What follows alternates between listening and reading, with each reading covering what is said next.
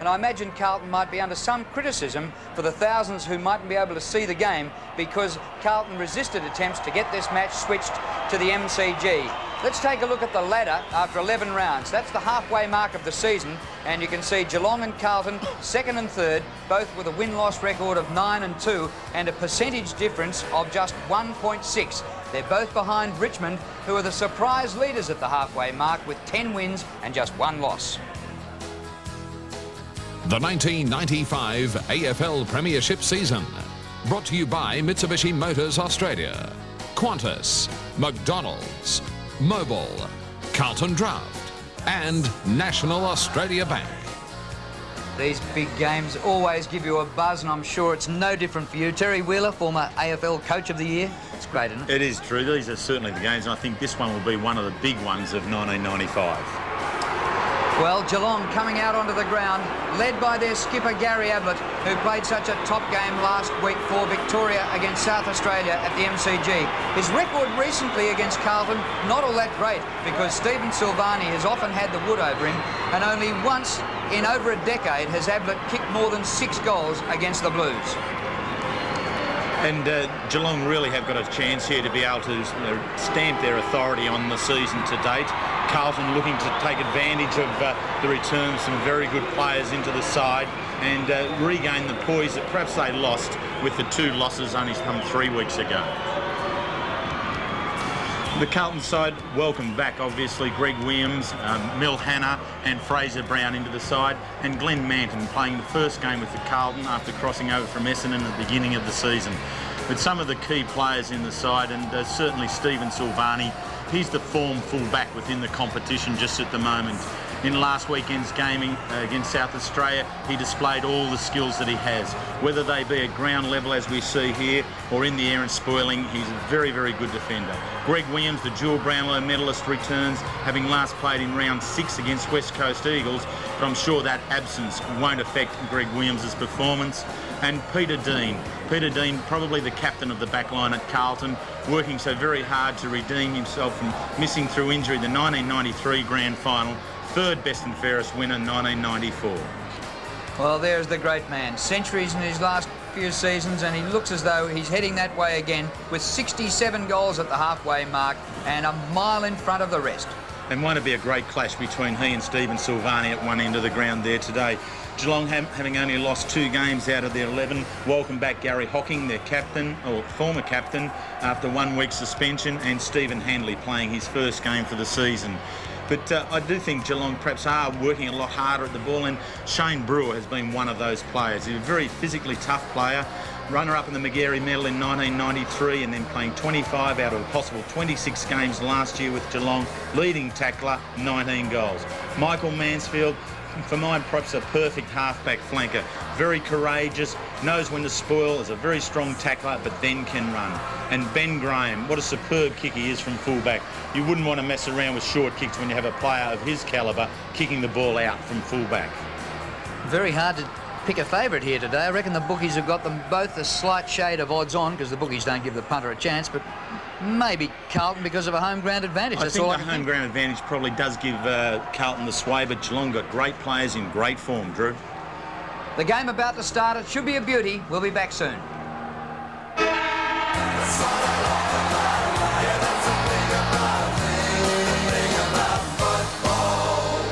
Well, Footscray and Collingwood, not at the Western Oval, but at Waverley Park. And we'll be keeping you up to date with that during the day, as well as the game at the MCG between the leaders, Richmond, and second bottom, Fitzroy. Now, down on the boundary line, man who knows all about pressure in big games, Robert Dippier-Domenico. Dipper. Well, good afternoon, Drew. I'm actually not on the boundary line. I'm actually on the ground here at Optus Oval to show the viewers at home how soft the ground can be. And I'm sure both sides will keep away from these sort of areas. Look at this over here. It's not because I'm too heavy either. They're very, very soft around this area here. But the middle is quite hard, and looking forward to a terrific game. This could be the preview of the grand final of 1995.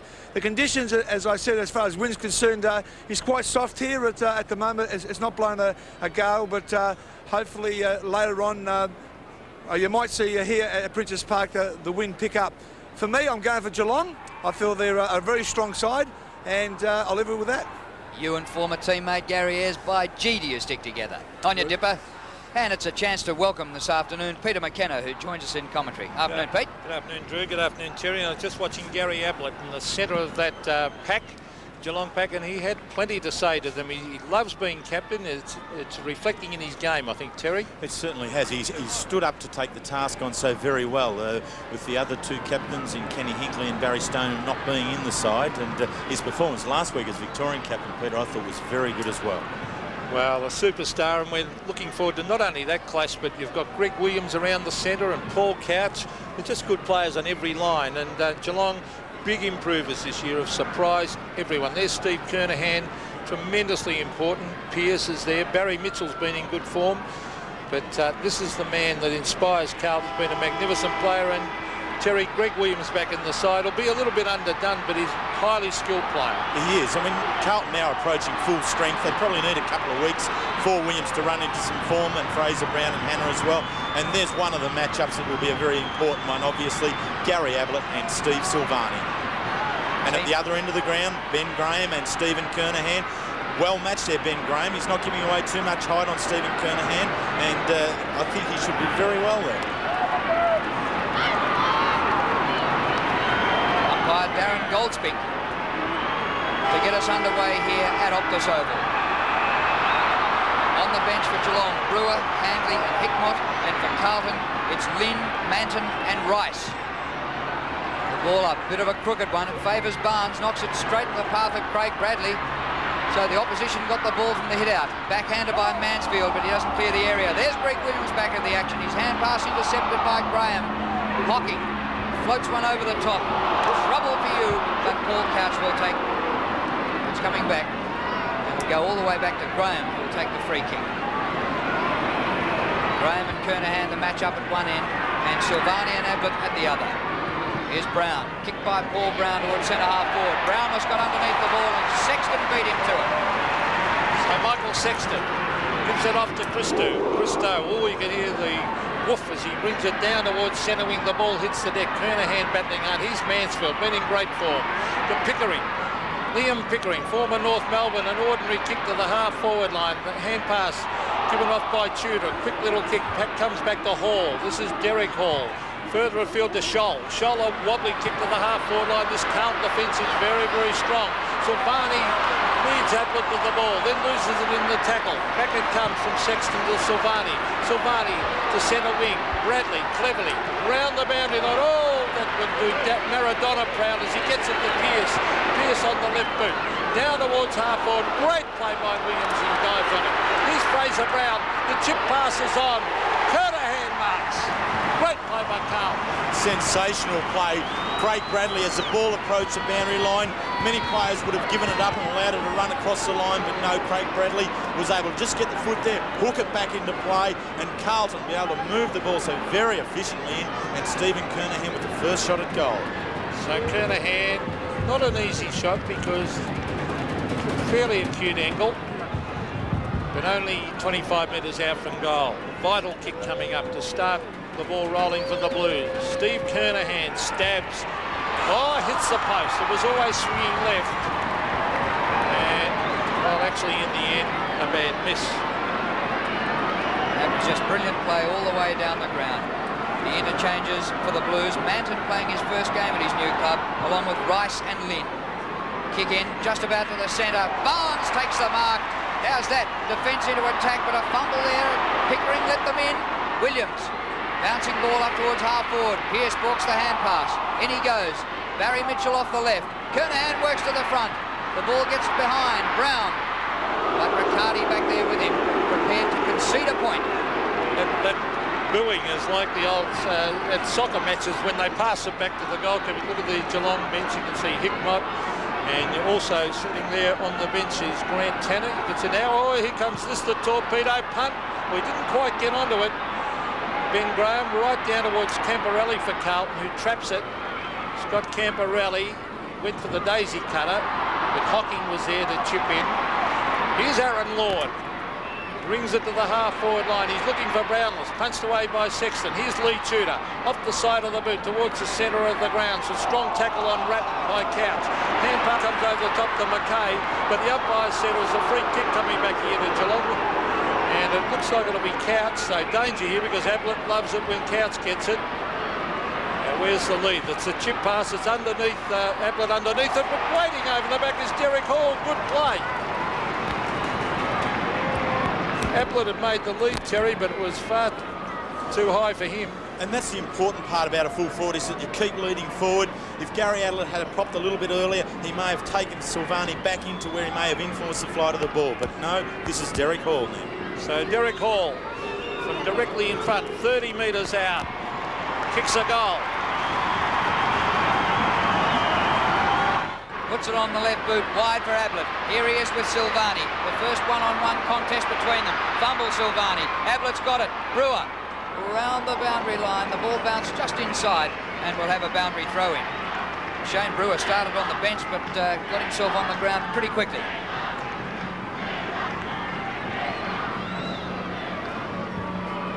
Boundary throw in just alongside the behind post. And it's Geelong a goal, Carlton 2 behind. Mensch number 31 with Madden. Oh, it comes to Tudor. The hand pass to Lord, a snap for goal. The man who killed them in the finals last year has missed from close in. Oh, that's a bad miss, Terry. It is, and as Drew called him, and he's been a very good find for Geelong. And as we look at some of the key matchups, Liam Pickering has the job with Greg Williams, Couch and Ratton running together, and Simpson and Koutafidis on the wing. Here's Craig Bradley receiving from Silvani onto the left boot. Brings it to the centre of the ground, punched down by Greg Williams. Good discipline play. Camporelli is there. Shuffled out by Sexton to Ratton. Ratton's got a loose man in Dean.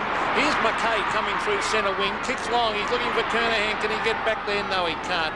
Clears. He said, gee, that carried a fair way, that kick. And cleared Kernahan and Ben Graham's heads. So throw in about 30 metres around from the behind post. 5 points the Cats lead by.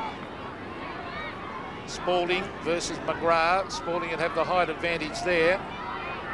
Former Melbourne centre-half forward. Hooks it back to McGrath, who's grabbed when he didn't have it. Umpire calling play on.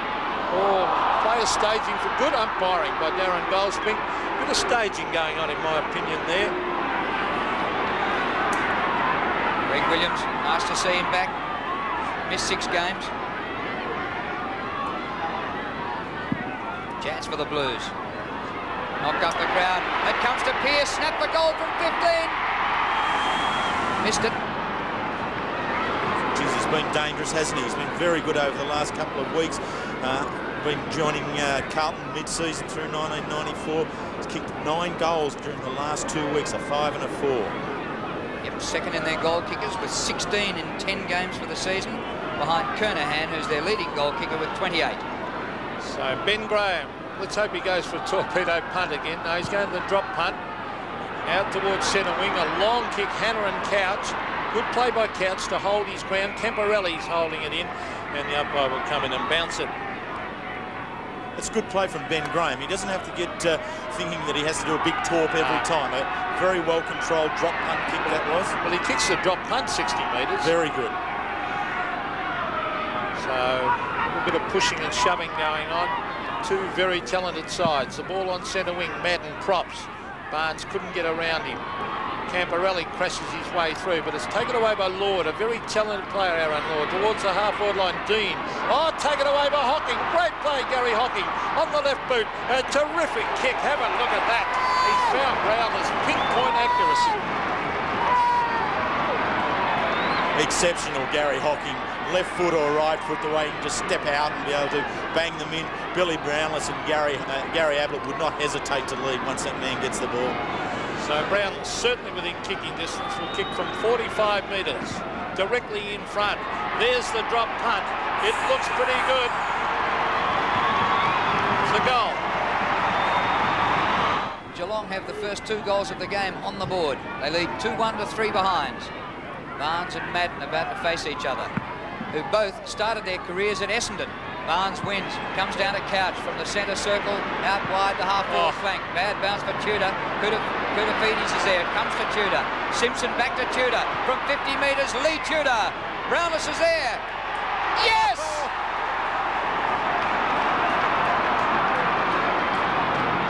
No, he didn't pay the mark. It slipped off his hands and through for a behind. Probably claiming the second bite was over the line. We'll have to have a close look at it. There's the two grabs. He didn't hold it anyway. So probably a good result in the end. 2 to 3 behind. Mitchell, he didn't really hold it on the second bite. So Mitchell is chipping it in short. He finds Dean, Peter Dean. Plenty of time to bring it out towards the half-forward area. Oh, good mark taken out there by Sexton, backing back into the pack. Kernahan's one out. Williams is on his own in the pocket. Now Kernahan will go back to the square as Sexton kicks a long ball for a goal. So Michael Sexton doesn't have many shots at goal. And I would say there's a slight breeze going right of screen looking at the flags. Well, this is incredible pleasant play from Sexton. Brownless at one end nearly takes the mark to be able to have a shot at goal only metres out. Sexton takes the aggressive stance, runs on down the ground, takes a very good mark, and he has certainly made Billy Brownless pay for not being tight enough in the defensive situation. So the Blues' first goal coming from their centre-half back, Michael Sexton. Madden wins in the middle. It's Geelong 2-2, Carlton 1-3. Here's Sexton who kicked a goal, back on Brownless behind half-back. Sexton takes it right to the line and it's out of bounds inside his defensive 50. What a move forward that was by Michael Sexton. Terrific kick for goal. It's one of the hallmarks of the Carlton defence, Drew. That players like himself and Peter Dean and Andy McKay, they're all prepared to run on down the ground. Madden works in front of Brownless. Hocking under the pack, slides a hand pass to Pickering. Centering kick, Ablett outnumbered. Silvani got a hand to the ball.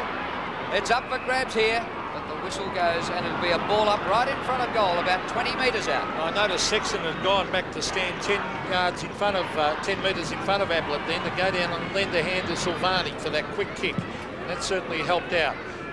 Brownless appealing for a free kick. Here's Hocking, hooking it out of the pack, trying to bend it back. But succeeds in putting it out in the full. But Hocking looking very dangerous. Here's Anthony Koutafidis. Bring it out towards the halfback area. This is close to the line. And a good mark by Barnes coming over the top of Madden. A very good mark, John Barnes. A long way out from goal, 75 metres out. Very crowded forward line. Sexton again getting in front of Ablett. Here's the kick from Barnes. Minch has gone back to lend a hand. Ablett at the back. Oh, he waited for it. Still Ablett. He's got it, but a free kick has been paid the way of Carlton. And it looks like it'll be Dean to take this. Let's have a look. It is Peter Dean, and he gives it off to Whitehead. Whitehead's pass out of defence to Bradley. Craig Bradley at half-back. Over the centre circle, looking for Spalding. With him is McGrath. McGrath gets a kind bounce round the corner, wide for Barnes, and the athletic Barnes can't quite reach it, and it goes out of bounds on centre wing. Geelong 2-2-14, lead Carlton 1-3-9. Jam-packed here at Optus Oval. Madden. Fraser Brown, he loses it. Mansfield the hand pass to Pickering, over the top to Brownless. Billy thumps it long, one out is Ablett with Silvani. Oh, Stephen Silvani, no mark. Play on. It comes to Whitehead. I reckon his third touch was off his boot. That was a great mark under pressure by, well, not a mark in the finish to Silvani, but here's McKay. Bring it down to Kernahan and Graham. Oh, Kernahan, he can play on. An open goal looms. He's hooked it across his body and put it out in the full. So another man missed to Steve Kernahan. Look at this attempt. This is great play, isn't it? Being able to push back on it, gets the hands in the front two, flicks it up. No, it's taken away by Whitehead. Kick in by McGrath.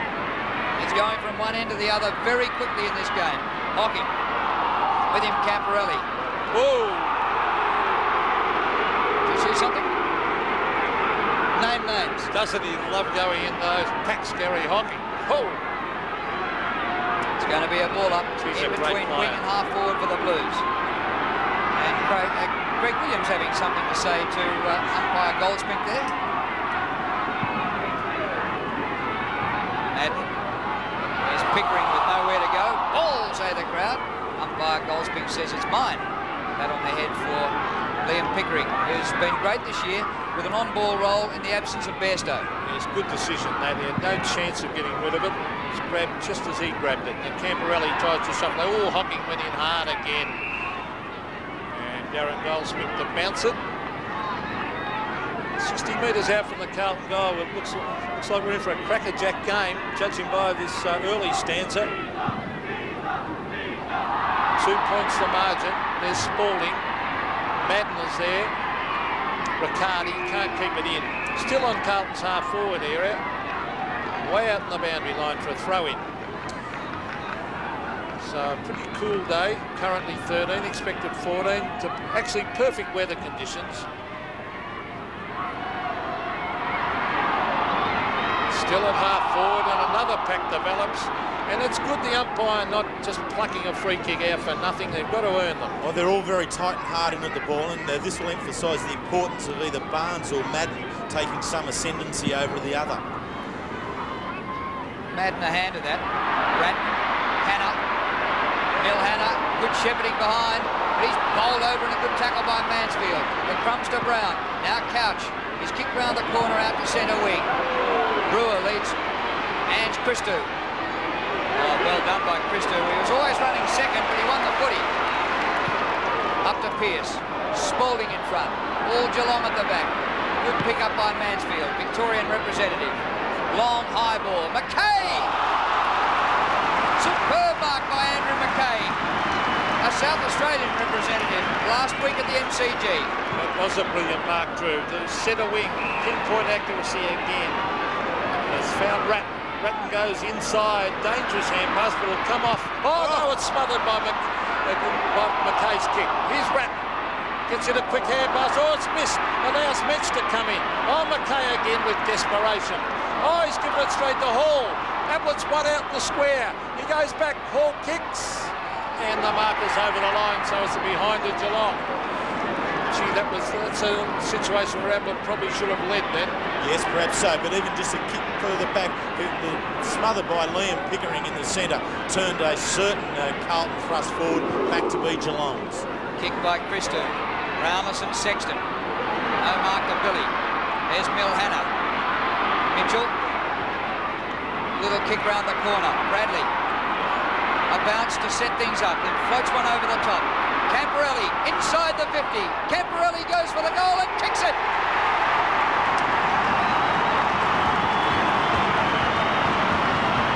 Oh, drive it down towards the half-forward line. Ball hits the deck to Dean. Oh, loose ballers with Brownless. Tried to give off the hand pass. Brewer, he goes to ground. Oh, look at the pressure on. And the umpire will come in and bounce 45 metres out from the Geelong goal. Peter, it's interesting with Derek Hall at half-forward for Geelong. He's really taking a defensive attitude on Andy McKay, ensuring that he doesn't run off and be an attacking player. Now here's Liam Pickering from 40 metres, straightening up. Oh, good goal. Great play, Geelong again.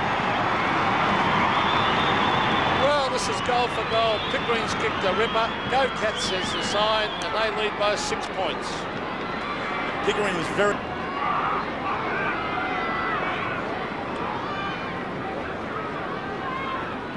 Ball back in the middle. Cats by 6 points after the goal by Pickering.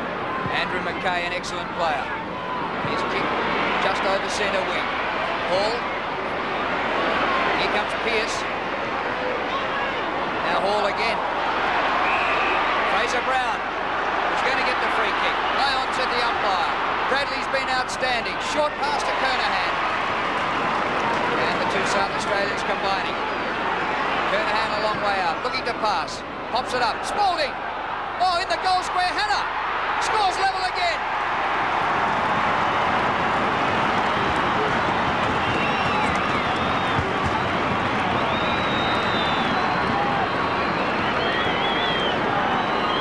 What an opening quarter. Both sides giving it everything and in turn being able to get the goals when their opportunity comes. Mill Hannah is the one in this instance returning after missing 2 weeks with an ankle injury. A very important player. Originally made his name in defence, but now a very productive half-forward flanker. Well, goal for goal at the moment. Barnes and Madden. Madden with the big fist, but I read it well. Scholl having a terrific season. The half-forward Brownless, Sexton, Brewer came in hard. Here's Lee Tudor, can't pick it up but knocks it on cleverly. Soccers it off the ground, good play by Tudor to the pocket. Will it sit in it? Well for Brownless, he's got it, Billy. He centres it, terrific play Brownless. Finds Hall, play on, says the umpires. Hall on the left boot, bends it back. It's a goal to Geelong, you wouldn't believe it. Second goal to Hall. Just up and down the ground. This is great football. Derek Hall, previously 2 games with the West Coast Eagles, now playing his 7th for the Cats.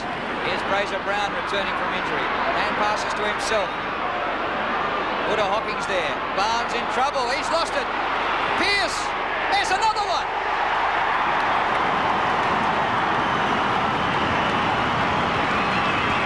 Witnessing a terrific contest. Counts finding it hard to get into the game at the moment.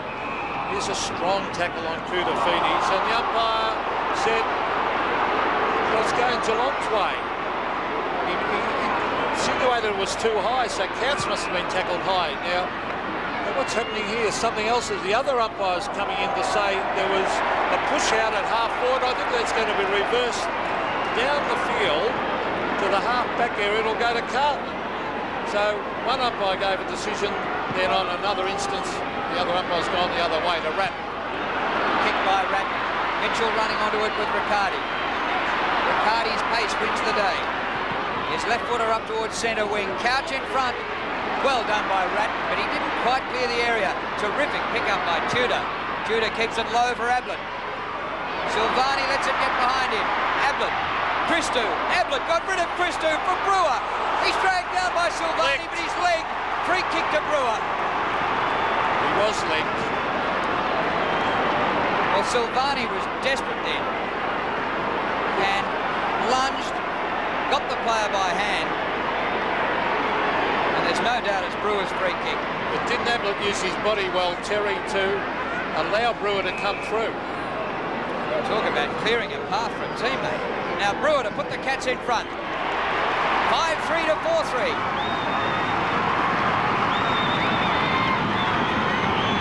And then Silvani, that desperate lunge, too low, and the umpire correctly awarded the free kick. Well, the vital centre bounce. 6 points the Cats lead by. Madden won it to Bradley. Bradley again, caught, gets in a hand pass. He's Scholl, caught. Not a strong enough tackle, but Mitchell's there. Danger here for Geelong because Brad Pearce has got it. Swings onto his left boot. Bends it back for his second. Great goal, Brad Pearce. What a game we're witnessing.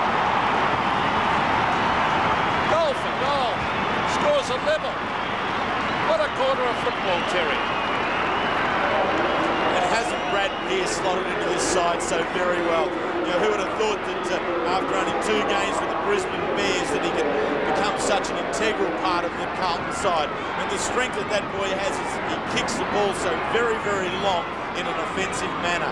He's on that left foot, rarely misses, and now that's some 18 goals, 8 behinds for the season. And there's still nearly 4 minutes to go to quarter time, and we've had 5 goals apiece. It's goal for goal here. Tough contest here, just on the edge of the centre square. Umpire comes in, will ball it up. 33 points apiece. Madden doing well at centre bounces, beating Barnes 7-3 in hit-outs.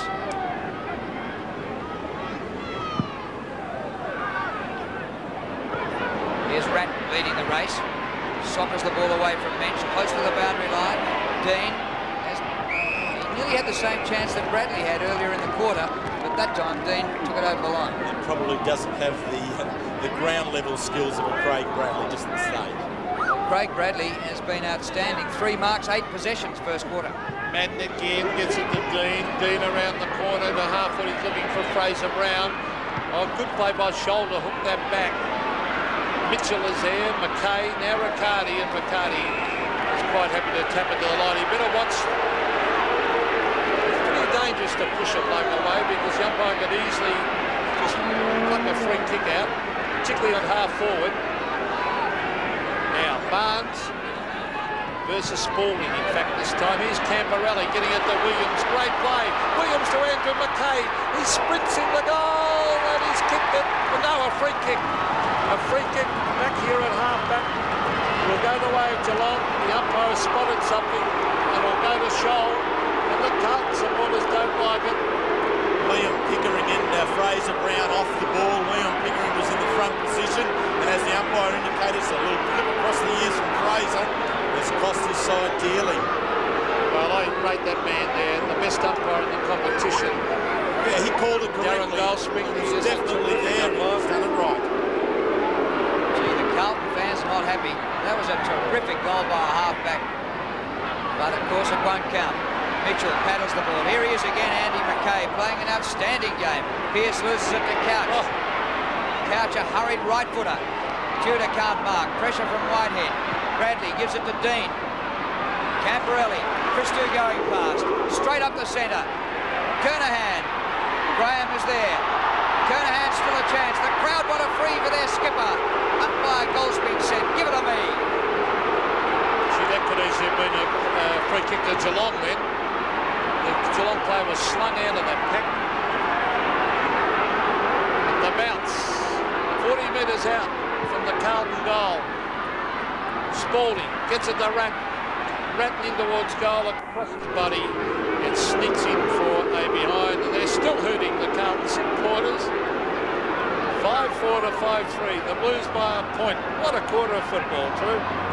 Fantastic. Peter Riccardi still in the back pocket for the Cats. Minute 40 to go to quarter time. Barnes and Madden. Comes to Lord. Just beats the tackle but kicks out on the full. Aaron Lord, he was the player who had that magnificent game in the semi-final last year. He played only one quarter of league football prior to that day. Was nearly best on ground to dump the Blues out of the finals. Bradley takes the kick. Kernahan high, can't take the mark. At the back, Riccardi. Across the ground goes Peter Riccardi. Open spaces here. Couch and Ratton. That'll test you, Couchy. Go again. Christou. And to the relief of many, that ball has gone out of play.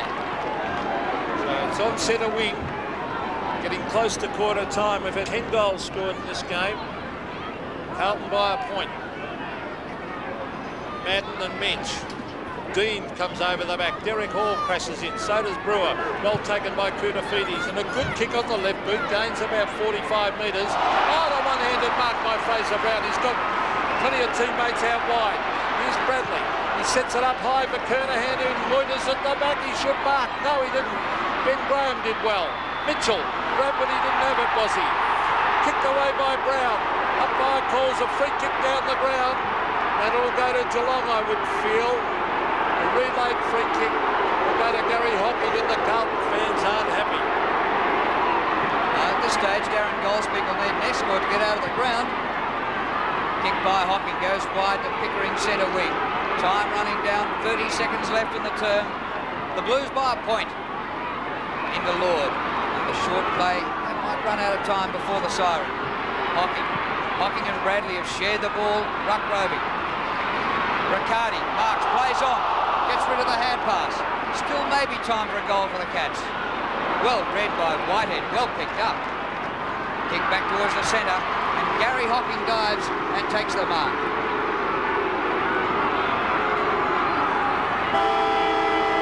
And there is the siren.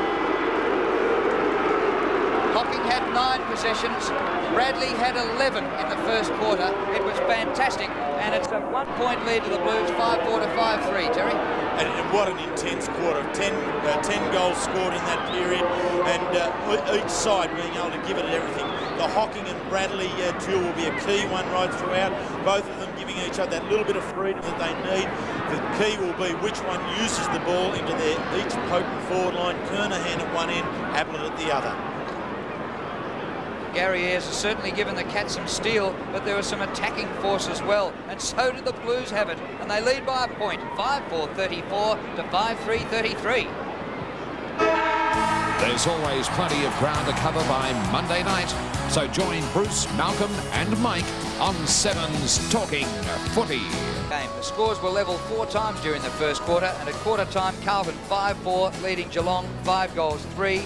Leading goal scorers, Pearce has 2 for the Blues and Derek Hall has 2 for the Cats.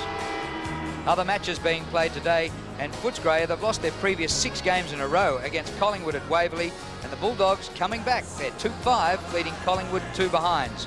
And in the game at the MCG, Richmond and Fitzroy, the Tigers 5-5, and Brendan Gale, returning from injury, has 2 of those 5 against Fitzroy 3-3.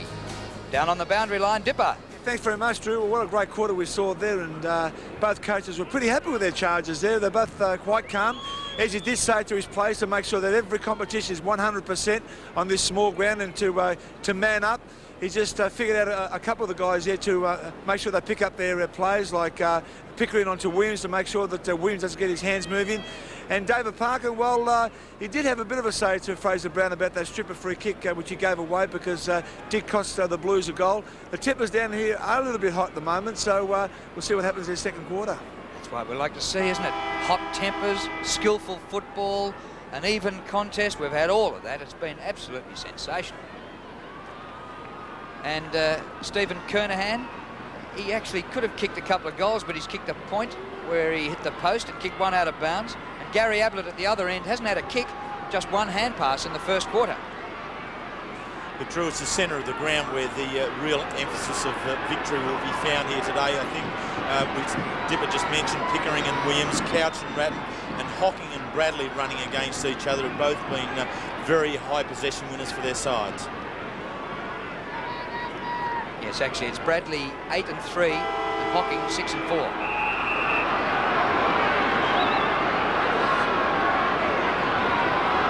So at the start of the second term, Madden wins it again. Pickering went without it. Simpson on the left boot. It's knocked further afield down towards Brownless. Brownless gets in a hand pass. Riccardi, an open goal on the left. Back goes Riccardi. Beautiful play, Geelong, for a goal. Well, maybe, Terry, this quarter's going to be like... Back in the middle, now with a 5-point lead to the Cats. Neither ruckman this time. Out of the middle, Pickering. Here's Riccardi again. Ablett trying to slip away from Silvani. The kick very wide, too wide. And it bounces out of bounds, a long way from the behind post. That gave Ablett little chance. And we'll start again. The Cats have made 2 good starts out of the middle in the second quarter. Billy, who kicked 5 goals last week for the Allies against Western Australia in Perth, up against Madden. Comes down to Pickering, who snaps it back too far and gets through for a behind. Geelong are doing well at ground level, aren't they, around the packs? They are, Peter. Justin Madden has controlled the ruck work, but his ground level players haven't been able to take advantage of that. Couch and Hocking and Pickering have been very good there. We saw David Minch on the bench with Hickmott and Handley. Tanner on. Now, centre wing, Dean, Hannah. Oh, he's lost it in the tackle. Here's Brown. He's caught. Gets in a hand pass, knocked away by Ratton. A chance for the Blues. McGrath went without it. Oh, look, a slippery ground as Williams receives from Hannah. Greg Williams fires at a goal, and it's now a goal to the Blues. That's his first. Good play by Hannah, but you can see it's pretty slippery around the middle of the ground. And Greg Williams now picking up his 4th possession, and by his own standards probably a slow start to the game, but has been out for over 6 weeks. Last played I think round 6 against West Coast Eagles, and the broken arm, which he's wearing a brace for there today, but has lost none of his skill and touch through that period. Scores level for the 5th time, 40 points apiece early in the second quarter. Pickering can't break the tackle. Crowd say ball. Couch in trouble. Loses it to Brown. Now Williams going past his Camporelli. The speedster from Adelaide. Kernahan should have taken that mark. Tanner. Scholl across the half-back line for the Cats to Hall. Over the top to Brown. They're working it well out of defence. McGrath. Barnes has to come from behind. Dean got hands to it, couldn't take the mark. Here's Johnny Barnes. He's inside the 50, goes short to Ablett. And Gazza takes his first mark. 4 minutes into the second quarter. This is great play by Johnny Barnes, and this is where he's going to have an advantage over his direct opponent, Justin Madden, quite obviously, that he can get in and join the smaller players at ground level. He was able to step around onto his preferred right foot, and a very good pass right into the bread basket for Gary Ablett. The skipper today for his first goal. He's got it.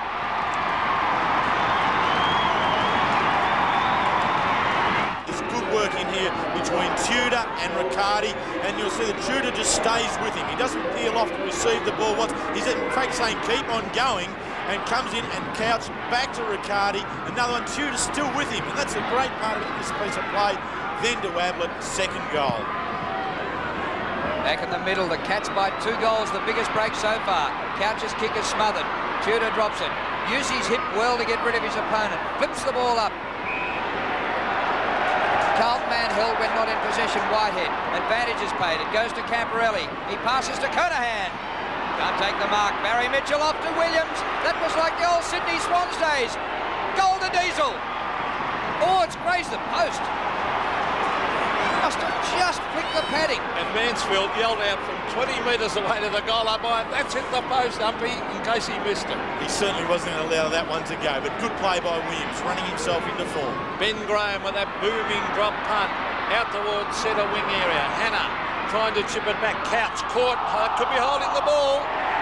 Yes, he had the chance to get rid of it. Free kick to Mill Hannah.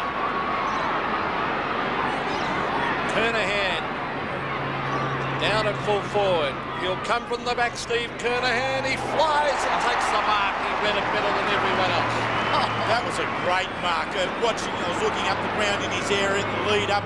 Spalding had gone wide towards the boundary line, and Brad Pearce had wrongly, I think, cut it in front of, led in front of Kernahan, and I thought that was going to influence Kernahan's approach, but then over the top he came. Great mark. Well, he's got to kick this goal, Steve. He's missed a couple. See that right shoulder heavily bandaged. Oh, shocking kick off the boot. Oh, but big Harry Madden is there to take a diving mark, and that'll lift the rafters off the pavilions here. Sensational play, Justin Madden. Too often we see the ruckmen who stand back outside the centre half forward area thinking their full forward's going to kick it. He went down onto the line. He may have been needed there to shepherd the ball through right on the line, but had the agility that once the ball fell that little bit short, the big fella got his act into gear and was able to take a good mark low down. So Justin Madden, very slight angle, 15-metre kick this, but none of them are easy. Let's see what he can do. Big Justin.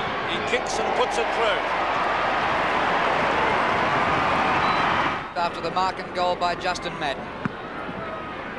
13 and a half minutes to go in the second quarter. Barnes beats Madden in the middle. Whitehead with Tudor. To Williams. Great hands, Williams. Brown, when he got underneath it, Scholl took the mark. Across the half-back line. Look at Johnny Barnes getting around the ground like a decathlete. Pickering, who's been fantastic. Dozen possessions for Pickering. Oh, mark. Oh. Lay on. Close. Reckon Brewer had enough of it. But the ball's now out of May. We'll have a throw in. Could well have paid it. He's taken the front position and may have got that extra grab on it had Ange Christou not perhaps been pulling on his jumper and holding him back. Brownless versus Madden. Here's Mitchell. Barry Mitchell. Centre wing area. Brown ran into his teammate. Oh, Simpson to Hall is good play. Where's Ablett? No, he chips it in towards half forward and ducking in there to take the mark was Counts. Gee, Geelong are teaming really, really well. But yeah, the pressure's on Carlton at the moment. Mill Hannah has now moved to the wing to take Peter Riccardi. Riccardi had been so very good in this quarter. Paul Couch had a pretty quiet game so far. He's directly in front. He stabs a goal and puts it right through the middle. So Couch has kicked his first. Well, we've had 16 goals for the match, only one of them from a free kick. There have been marks, goals on the run, snapshots. It's been a superb game of football. Barnes again. Brownless, outside the 50. This is about his distance. Billy, go for the big one. Ablett, it's a big kick by Billy, but Ablett's got it. Gee, the value of the long kick, isn't it a terrific advantage? Peter, it puts immense pressure on any defence when there's a long ball coming on into the goal square, and I would suggest more so when the only player in the goal square is Gary Ablett. Well, Ablett hadn't had a goal to this quarter. 3 marks, 3 goals. They are in Excellent form. So back we go to the centre. Crunch time for Carlton here. Geelong have got a bit of a run on. Barnes flicks it back. Here they go again. Lee Tudor. High hand pass. He finds Scholl. Scholl kicks long. Ablett and Silvani and Brewer. Silvani dives and takes a good mark in front of Ablett. Kutafides now playing in the ruck for the Blues with Madden having left the ground. Short pass, Sexton marks at centre half-back. It's 64-47, a 17-point lead to the Cats, the biggest of the game so far. Unmarked is Dean on the outer wing. Dumps it long. Kernahan with Graham. Brown gets to the front. Can't take the mark but butters up. Mansfield. Scholl, who's been a revelation this year. Discard from North Melbourne. Riccardi. Perfect. The 2 number 7s and Couch getting on top of Ratton. Ratton 7 possessions. Couch is now up to a 10. Hall. They've got a bit of a run on here, Drew. 4 out of the last 5. It's danger signs. Kick by Derek Hall. Brewer gets it to ground. Lord! Oh, this is close. Just offline. Gee, I think the Carlton supporters have breathed a sigh of relief there. 3 goals, the Cats. Silvani under enormous pressure on Ablett. Had a great first term, held him well, and has now had 3. Dangerous kick.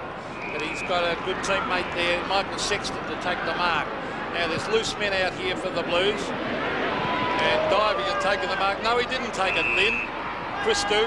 Free kick was paid and then advantage. Here's Mitchell. He'll look for Kernahan. Steve Kernahan hugs it to the chest. And let's see what the captain can do from 45 metres. His last kick was a wobbly that was marked by Madden.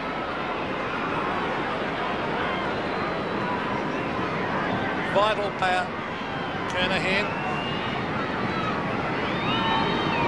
Here's his kick. It's a wobbly one. I don't think he's got his kicking boot on today. He's had 4 or 5 chances and he's missed the lot.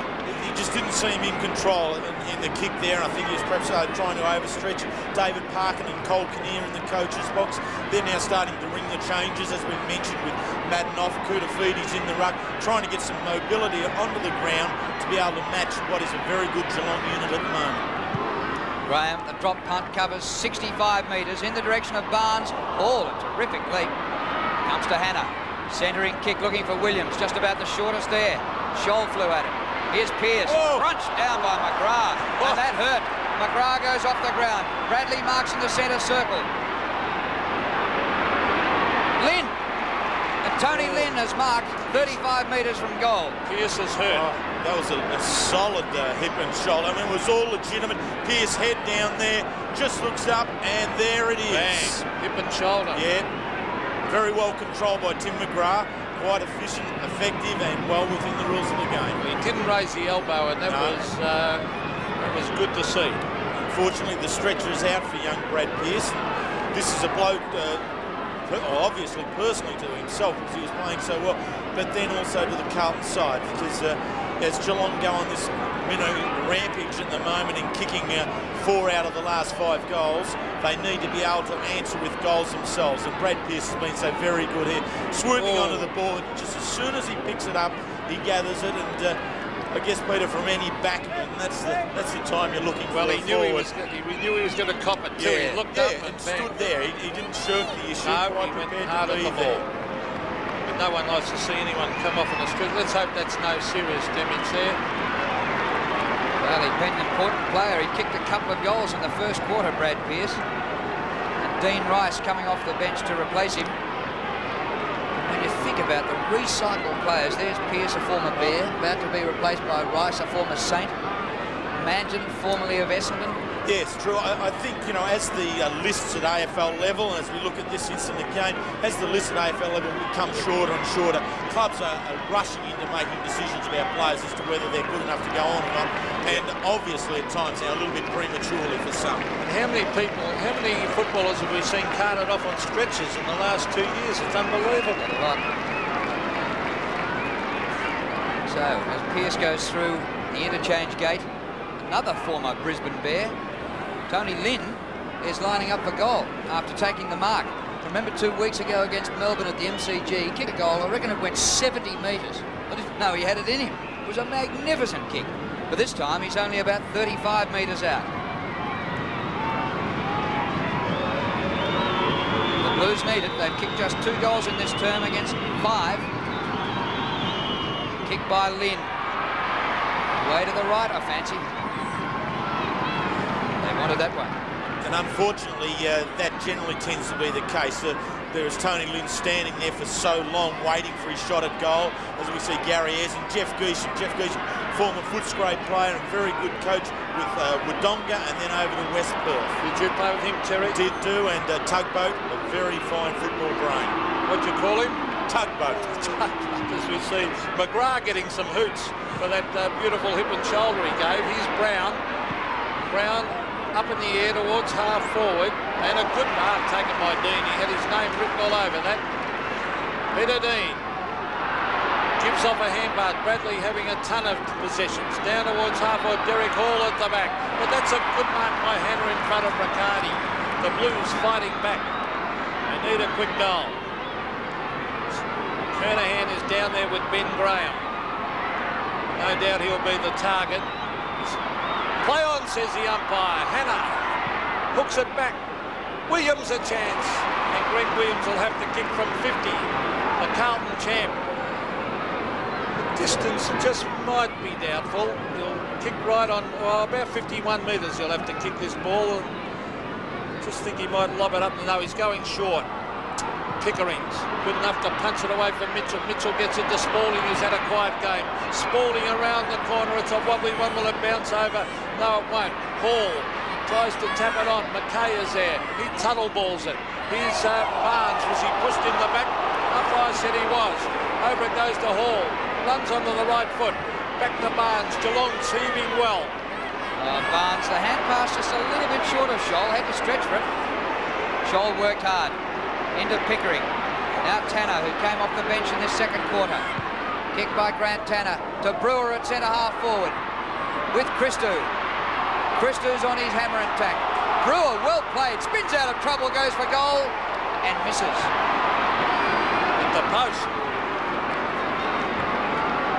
She was a good player. He's got some talent, Brewer. Well, he has, and the whole Geelong forward line stood up so very well there. They allowed the gap to be created at centre half forward, having Brewer running into it. He really took Ange Christou on there. And here's Christou at half back, receiving from Silvani, the two lookalikes. Both wearing the long sleeves. Enormous pressure on this Carlton back line, the way Geelong are teaming midfield. Christou with that low trajectory drop punt. Up they go. Pickering is there. Taken away by Mitchell. Mitchell a high ball to half forward. Rice at the back. Kernahan is there. Now Tanner and Rice. Good play by Dean Rice. Fraser Brown on the left. Bends it back for a brilliant goal. Great play, the Blues. It comes down to Mitchell, who's going better in the last few weeks. Barry Mitchell. Scholl for Geelong. Wide to centre wing. Good trap by Bradley. Well played, Craig Bradley. He is a champion. He has been for a long time. McKay. Trapped by Scholl. Koutafidis gets the hand pass through to Andy McKay. Goes the pass to Greg Williams across in front of goals, but it's too high for him. Simpson closes the gap. Williams running out of... off the ground. Kernahan didn't go 10 metres. The hand pass in a hurry. Off the ball plenty happening, and it's run through by Graham for a rush behind. Yes, you couldn't play that mark. Now, we saw Pearce carried off, Dipper. Drew, the good news for Carlton and Brad Pearce is okay, just a little winded, and we could see him back on very shortly. So Ben Graham is chipping it in short again, and he finds Peter Riccardi. another chip pass. It's dangerous in that last line of defence. And Ben Graham could have put it 60 metres down the track, and it's taken they've had three kicks. possessions, and they still haven't cleared 50. A little bit dangerous here. I hope they're not starting to, mug Lair a little bit, Peter? Well, Simpson on the Graham, a booming kick again. That just shows how far he can kick it. Tanner went without it. Kudafiti's tried valiantly to keep it in, but he's had a pretty quiet game. Why wouldn't they, Wheels? They've been doing it all their life. The Cats, yeah, well, they do use the ball a lot, but I just really like Ben Graham at full-back and the way he can use the ball. I'd have him do it every time. So centre wing, the umpire will come in and bounce. The Cats they've looked the better side, but Carlton's certainly within striking distance, just a couple of kicks away. Yeah, we need Anthony Kudafiti's, who you just mentioned, Peter. He's one player that needs to lift. Very good 2 weeks ago against Tingay in the Melbourne game. Well, that was Couch, loses it in the tackle. Here's Camporelli. Back it comes to Sexton. Sexton around the corner, and Barnes has taken over in this quarter. On to Scholl. Scholl brings it in towards half forward. The race is on. Hocking, he drops it and allows Bradley in. This could be vital. Let's see what Carlton can do. Bradley kicks it long to Kernahan. Graham against Kernahan. No mark. Umpire calls play on Kernahan. Graham should be a bounce. Umpire calling play on. Now he comes in the bounce, but it was certainly no mark. I tell you what, Dean Rice coming on. Carlton haven't lost too much. There it is there. No, he didn't interfere, didn't hold it long enough, but Dean Rice here, he turns and comes in so very, very strongly in on the tackle. I'll tell you one thing that's happened in this quarter. Gary Hocking has not had a touch.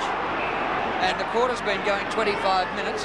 At quarter time, Bradley was ahead 11 to 10, and now he's ahead 26 to 10 in possessions on Gary Hocking. Too high for Hall. Here's Buddha getting his first touch, just as I mentioned him. I reckon that's nearly out. He just got the hand pass away to Scholl. Scholl to centre wing. Couch charges hard at it. With him is Bradley. Here's Ratton. Well played. Camporelli to the 50. Lynn is there. Almost spoiled by his teammate Spalding. It's come unstuck. Grabbed by Mansfield.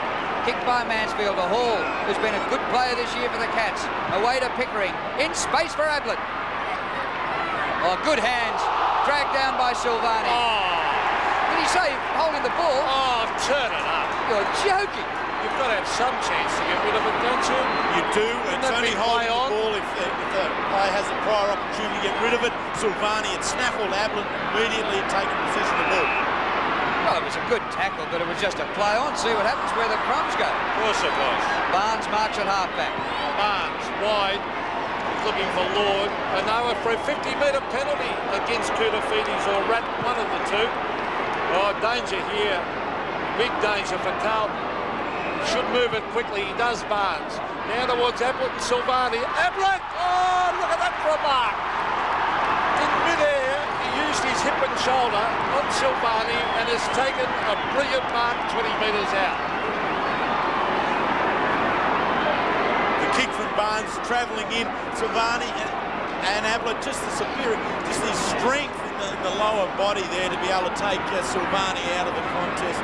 Nothing underwards to Stephen Silvani. I still think he's the best option that David Parkin has to play against Gary Ablett. But Ablett, when he's in fine form like that and judging the ball and reading it so very well, hard to stop. Well, not a kick in the first term. He's going for his fourth goal.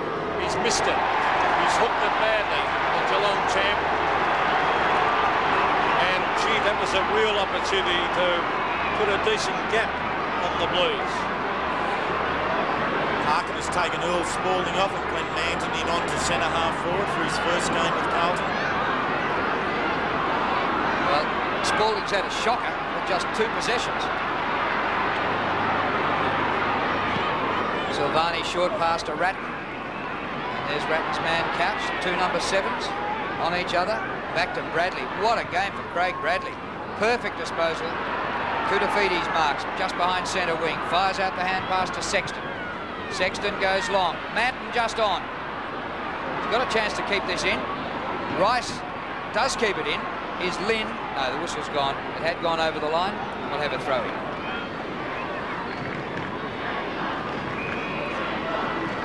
So it's at half forward for the Blues. There's Dean Rice, former Kilda player. Manton grabs it out of the ruck. Quick kick to half forward, nearly a mark. Ball kicked away from Simpson, then socked by Peter Dean. And through for a behind, and boy, that could have gone either side of the post, that one. He's an aggressive centre-half back nowadays, isn't he? He's quite prepared to really chance his arm and take a run, and the fortune does often favour the brave, and Peter Dean pushes it to the limit. Well done. Great kick in by Graham, finds McGrath. It's only 10 points. Looking at the game, you'd think Geelong would be a mile in front. Yep, Riccardi, Brown. Well, if Kernahan can start kicking straight, he's goalless so far. Ablett's kicked 3 goals, 1. Scholl, Brewer, Hickmott. Well done by Dean. Here's Bradley again. Flips the ball up to Whitehead. Caparelli. Manton. First mark for the Blues in the seniors. Into Rice. Well played by Manton. On the 50 is Mitchell. Now Brown, 40 metres out. Should be a goal to the Blues.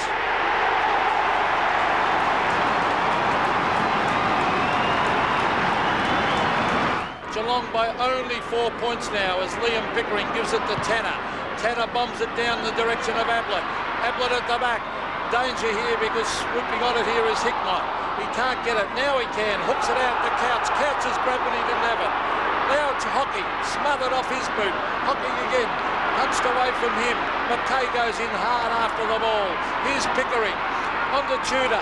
Back to Pickering, but a free kick will go the way of the Blues. Here at half-back, it looks like Chris Stewart or Silvani, one of the two. Chris Stewart is, Peter. In fact, it is Chris Stewart. And he's hurt.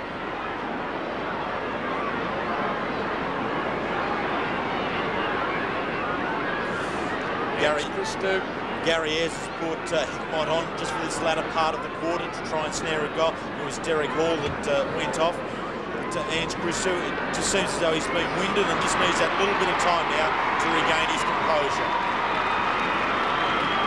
He's a popular player here. Listen to the roars when Ange Christou got up. Well, Gary Ayres hasn't given Hickmott much of a chance. There's 2 seconds left to half-time. Hickmott's been there about a minute. Hardly time for the free kick to be taken.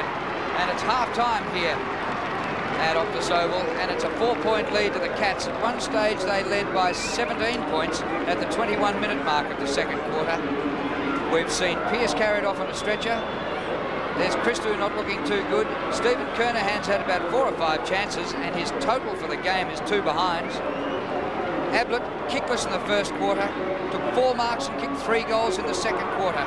And the upshot of that is the Cats lead 10-7, 67 to Carlton 9-9, 63. Can the Roos get the jump on Brisbane? AFL Sunday has the answer, live from the Gabba. The star of the new Batman Forever, Val Kilmer. You make a great murderer. In the first-run blockbuster, acclaimed by the critics. Come on, kill her. With Joanne Wally Kilmer. Kill me. Kill Me Again, premieres Sunday on Prime. Which movie star would you take home if they were free for dinner tonight? The Mars! Well, try KFC's $15.90 Damper Hamper. With 8 pieces of chicken, all these side dishes, a street Viennetta, and a Video Easy free movie hire voucher. There's a new power at Holden. A brilliant new V6 engine. The Ecotec V6. Delivering more power using less fuel. So much less, it now rivals many big 4-cylinder cars. A revolutionary new power that won't cost you the earth. The new Holden Commodore with Ecotec V6. The new power. There's nothing quite like a Holden.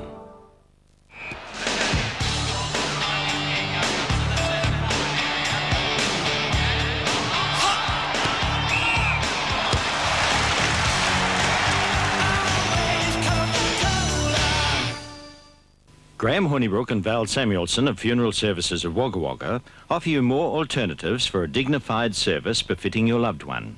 Honeybrook and Samuelson Funeral Services of Wagga Wagga at 2 Station Place, phone 218 218. To maintain a healthy lifestyle, A balanced diet and exercise are essential.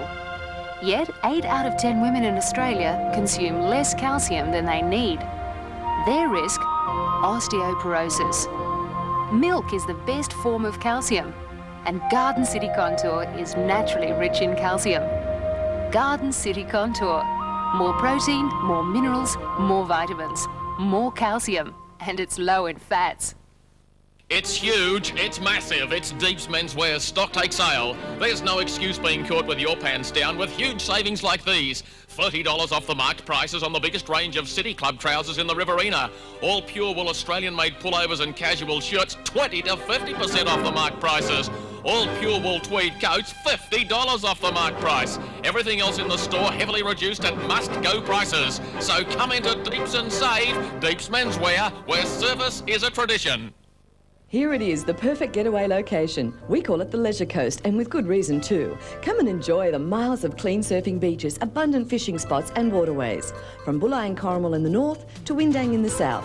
You can choose from tent sites, powered vans or self-contained units complete with TVs and modern amenities. These parks have absolute beach frontage and are so close to clubs, restaurants and shopping centres. There is so much to see and experience on the Illawarra's Leisure Coast. Find out how much on your next holiday.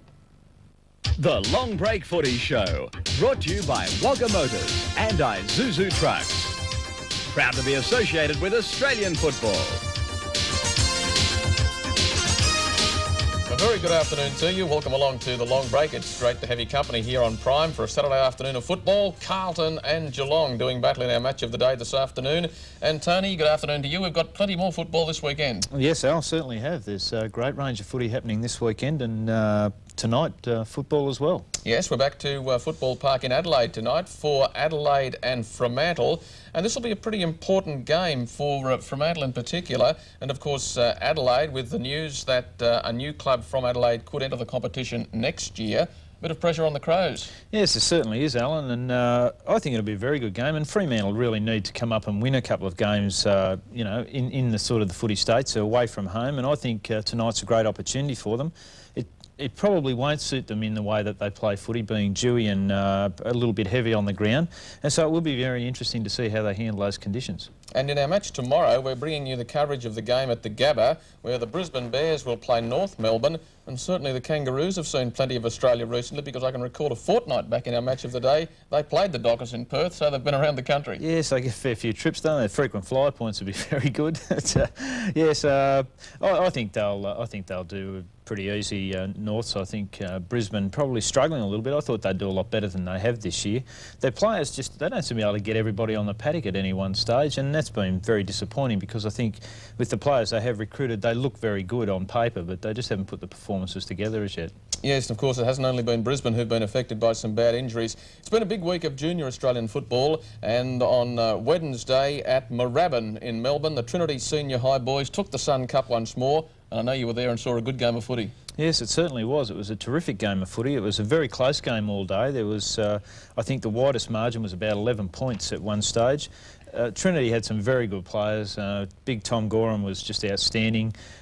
Played in the ruck, centre half forward to start with, but just had the ability to take the game over when it really counted. I think he took about 8 or 9 marks in the last quarter, which was a sensational effort. And he was terrific. Brad Robertson was very good in the centre. Jamie Crozier was again a good player around the ground, as was Chris Filan. So the boys done very well. They played very well as a team. But those players, Tom Gorham was, as I say, was very good. He has the knack of being a ruckman and a rover at the same time, which is something that the opposition ruckman hadn't seen before, so it was quite interesting. A good big man and a good little man all rolled into one. Of course, congratulations to Mark Gooden, who coached that side for the second year in succession. The junior Australian football talent around this area continues, Tony, and it's Teal Cup time, and this year we're very lucky with the carnival being played in the Riverina area. Yeah, it's going to be fantastic, really, to have so much of the best junior football in Australia played in the Riverina area, being played at Narrandera, Barooga, also in Wagga and Albury, so it's a fair sprinkling all around the Riverina. Yes, you see on screen there the dates of the matches which will be played in this particular area, and our player profiles this afternoon, something a little different. 3 of the players who we do expect to perform very, very well for New South Wales at the Teal Cup level. Here's the first of our player personalities, and it's young Ty McGregor, who comes from the Leeton Club, attends school at St Francis College. And what do we know about Ty, Tony? Well, Ty's a very handy player. He's a member of our under-15 stateside last year and playing senior football over with the Crows. A very good utility player, centre, ruck, rover, winger. He can fill in a number of positions and a very talented player, good hard ball getter, Ty. The next of our players from the Teal Cup squad is Adrian Hill. Adrian is associated with the Turvey Park Club in the city of Wagga. Centre half forward, goes to school down at St Michael's, which I suppose is more traditionally a rugby league school. Yes, I've had some good players out of there. I think Mick Filand was out of there, as was Matt Lloyd. But Adrian Hill's been very good. He was an under-15 member last year as well. He's just got better this year. He's bigger and stronger, and we would expect him to have a very big influence on the Teal Cup side this year. And the third of our personality players you see on screen there is Jared Twitt. Looks a bit like his dad, young Jared. I won't hold that against him. Involved with the Wagga Tigers and a half-forward flanker ruck rover type. Yes, Jared's a very clever player, very smart, very nippy around the forward line. His specialty is setting up the forward line. He delivers his disposals very well by hand and foot, has good skills both sides, and he will be a very important part of the Teal Cup team as well. So there we have 3 players who you're going to see in the Teal Cup, which is going to be in Wagga in the early weeks of July. We're about to take a break in the long break. We'll be back with you in just a few moments' time. Watch closely. For anyone going into hospital, this procedure is very new and very interesting. Thank you for your inquiry to MBF Private Access. Please find information which we believe will closely reflect the nature of your hospitalisation, plus a guide to cost and benefit entitlements. Also, as requested, some of the hospital choices. MBF is more than a health fund. MBF is a fund of information. Come on, check it out, y'all. Check it out. Sweat It Out 94. 28 pumping and jumping tracks. AB Logic. 24/7. 28 awesome hits and people.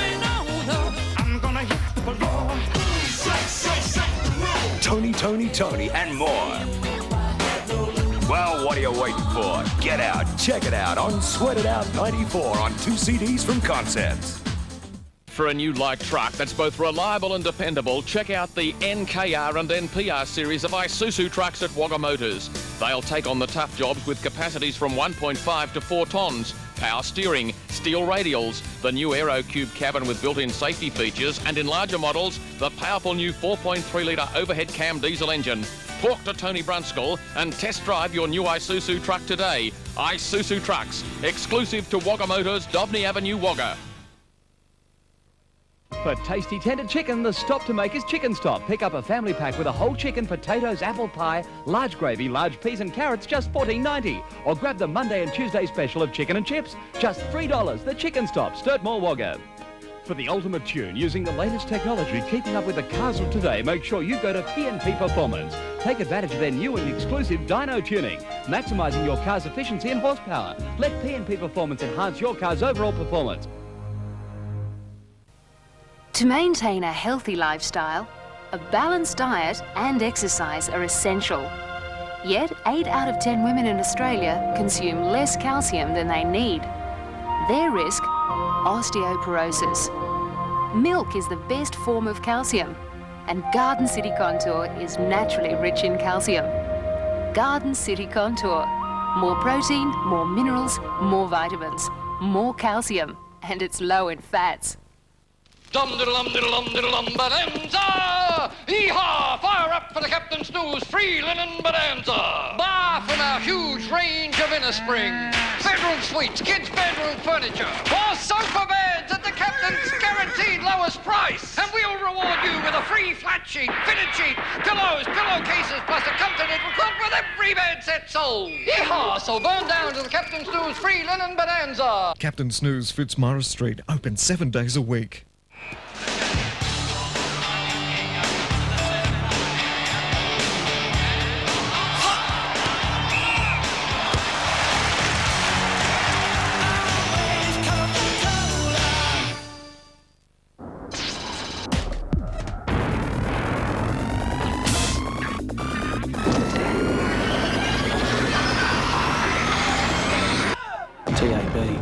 the adrenaline bit.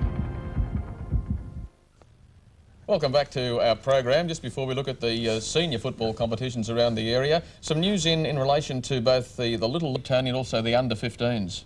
Yes, the Wagga Little League are heading down to Sydney on the 2nd of July, as is the Australian the Wagga under-15s heading down to Canberra to play in the under-15 state championships as well on the same weekend. Okay, and just a final plug for junior football. The East Wagga Karingal Junior Football Club are conducting their trivia night.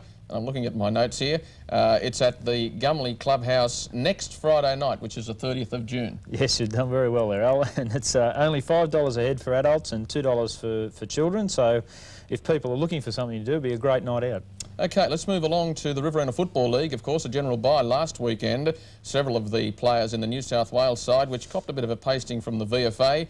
Back to club football this weekend. You see the draw appearing on your screen. Today, we've got the Tigers against East Wagga Karingal. The Crows are playing North Wagga. And then in another match today, we've got the Goannas against Temora. 3 matches will complete the round tomorrow. Griffith against Narrandera, Coolman against Turvey Park, and the Lions play the Demons. What should be the closest match, Tony, and what looks around where the winners do look obvious? Yes, I think the Griffith-Narrandera match will be a good one, because I think either of those sides could actually make the finals and do reasonably well. It'll be interesting to see how well Griffith come up.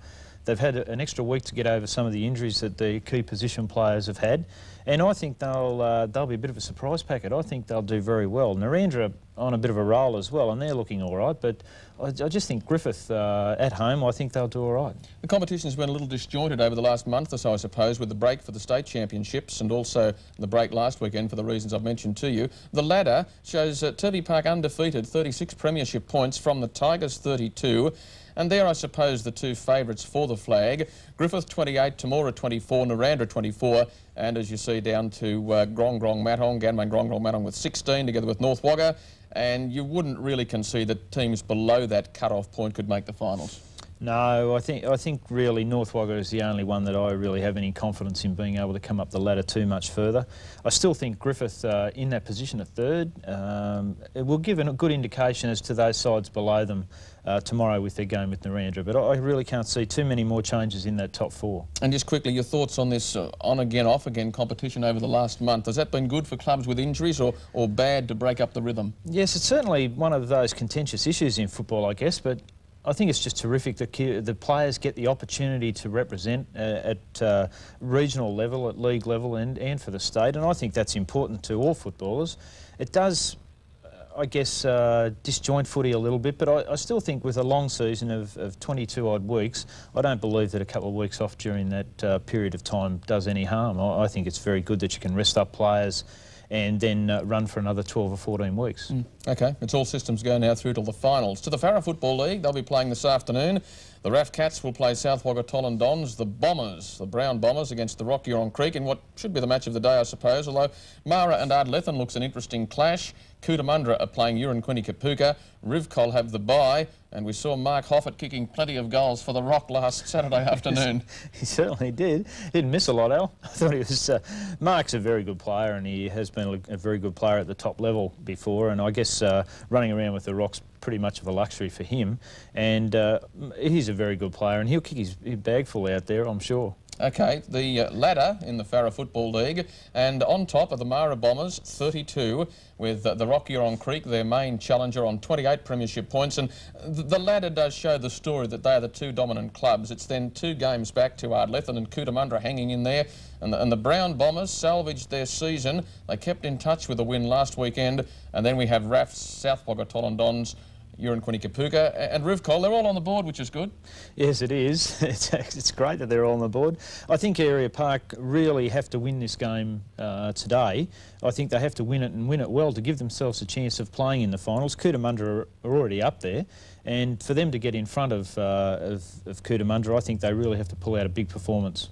Tony, thanks for your time this afternoon. Our time's almost up. Been great to have your company on the Long Break Footy Show. We look forward to doing it all again at the Long Break next Saturday afternoon. The Long Break Footy Show, brought to you by Wagga Motors and Isuzu Trucks. Proud to be associated with Australian football.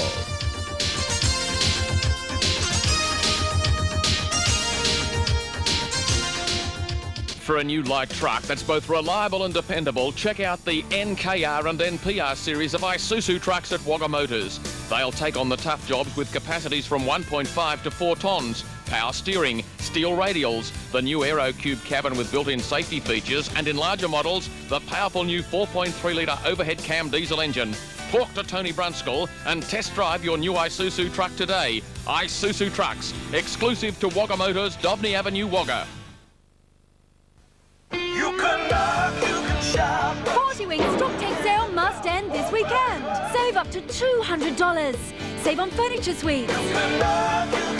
Save on Silly Posturepedic, Miracle, chiropractic beds and Beauty Rest. Save up to $200 at 40 Wing stock take sale. Save on timber and iron beds, brass beds and kids furniture suites. Save on sofa beds. Plus great savings on bed, mattress and Manchester packages. Our stock take sale ends this weekend. Hurry. Need an individual style a cut above the rest? An area of business that's inviting, making clients feel welcome. Ease of access to display areas and service centres. Then contact Wagga Joinery. Let your concepts come to fruition or simply put the matter in the hands of those experienced. Wagga Joinery, 22 years shop fitting local business. Call today 069 25 1122. Prices on slate and ceramic tiles are smashed as Wagga Tile Centre clears the floor before the June tax rise. Take advantage of the discounts. There's up to 30% off selected lines. This unique look in slate is now a staggering $25 per square metre. Slate tiles, normally $22, are as low as $16.95. Save up to 30% off selected ceramic tiles, which include wall and floor, family and patio tiles. This sale's for a limited time only. Offer ends Saturday the 17th of June. Better hurry.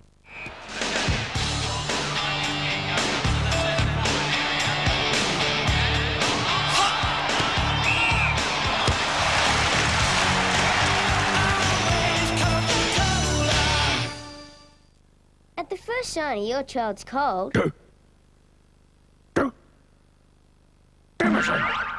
Dimazin to relieve children's cold symptoms. Dimazin for children's Kirk colds. Welcome back, and at half-time, a 4-point lead to the Cats over the Blues. 10-7 to 9 goals, 9. Down on the boundary line, Dipper. Yeah, thanks very much, Drew. Young Pearce is up and running, which is quite good. He's on the bench. A strange move by Gary Ayres. I thought Derek Hall played quite well in that first half. We'll start the second half on the bench. So we're about to get underway, and if the second half is nearly as good as the first, it'll be a rib tickler. Madden back on the ground in ruck, beats Barnes and finds a teammate. Rat to Dean, to Hannah. Kick by Hannah for Kernahan. Gee, that's perfect football.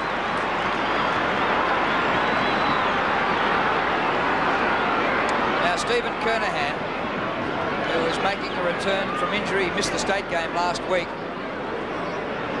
Coming up for his 6th kick, but he's looking at his first goal.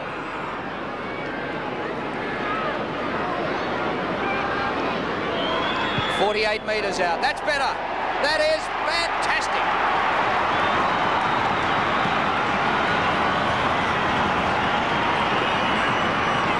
Well, you wouldn't want to start the quarter any better than that. Your skipper, Stephen Kernahan, who has been struggling a little bit by his own lofty standards in the early part of this game after missing the state game last week, opens the quarter with a very strong mark. A typical Kernahan diving mark away to the left, hugged it into the chest, and then the kick was an exceptional one. It split the centre of the ground, the goal perfectly. So the Blues in front by 2 points as Madden with that big left arm knocks it down. Taken away by Pickering. Pickering wide towards Tanner. Tanner gets a favourable bounce on the left foot. He tries to bend it back to Ablett, but the pressure of the tackle forces him to put it over the line. Ablett's playing on Silvani. Silvani won the contest in the first term. Second term, Ablett kicked 3 and missed a sitter from 20 metres. Here's Madden. Can't mark. Kudafidi knocks it away. Williams. Clever hand pass to Whitehead. Whitehead can't pick it up. Now he can. Gets in a hand pass. Here's Lynn. Kicks straight into the man. Taken away by Camporelli. On the left boot. Kernahan and Graham, and Ben Graham sneaks in front of Kernahan and takes a good mark. Ben Graham, long kick of a football. Let's have a look at this drop punt, a booming one right out towards centre wing, and Barnes, and a good mark by Barnes. He's played a brilliant second term here. John Barnes always looking for the handball. Second term he gave a lovely step pass to Ablett for a goal. Now, an ordinary kick. He finds Mansfield. He's getting into all sorts of trouble. Now he gives it back to Barnes. The lead is on. An ordinary kick again to Brownless. He should be looking for the hand pass. Too slow, Billy. Here's Brewer. He's caught. Loses the ball in the tackle. Tudor. Socket off the ground by Hockey. Taken by Madden. He went in and did a bit of shepherding with hip and shoulder. Well done, Big Harry. And Bradley, probably best man on the ground, gives it to Silvani. Silvani just gets away. Bradley coming up for his second possession in 10 seconds. He was the leading possession winner on the ground in the first half with 18.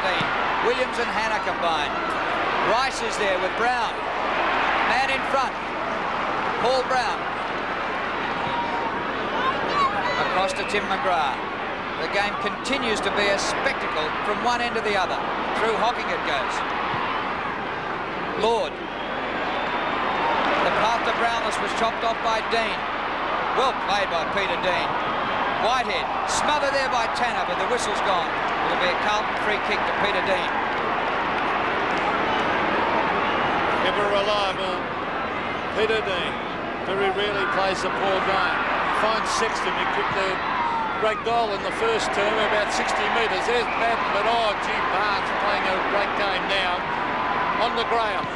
Ben Graham, he's got a loose man out here in Couch. Ablett will be licking his lips here. Couch elects to go the other option and gives it to Brownless instead. Good play by the Cats.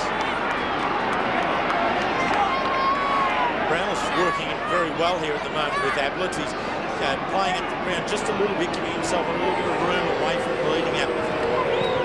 Billy has kicked one. He kicks it to Ablett again. And Ablett has marked.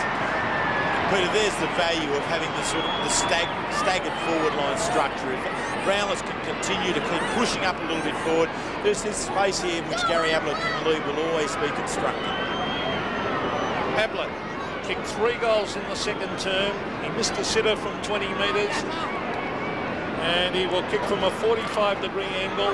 Distance not a problem. Has he taken the right glove off? I think he has.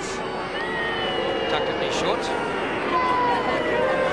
So Gary Ablett for his 4th.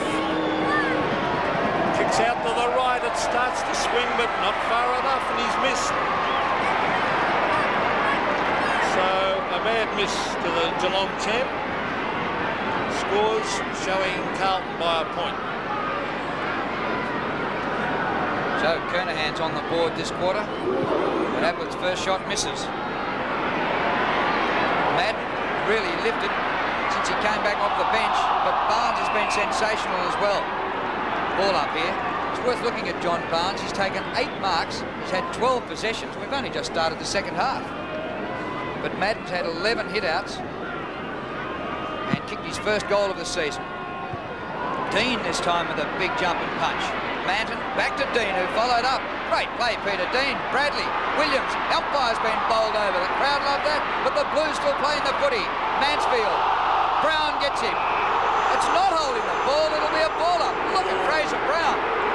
Fraser Brown has every right to question the umpire on that occasion, but the play came one way and then Mansfield and then turned back into he had it. Mansfield, you'll see, had prior opportunity to get rid of it. Was taken to the ground in the tackle, should have been holding the ball. I agree, Terry.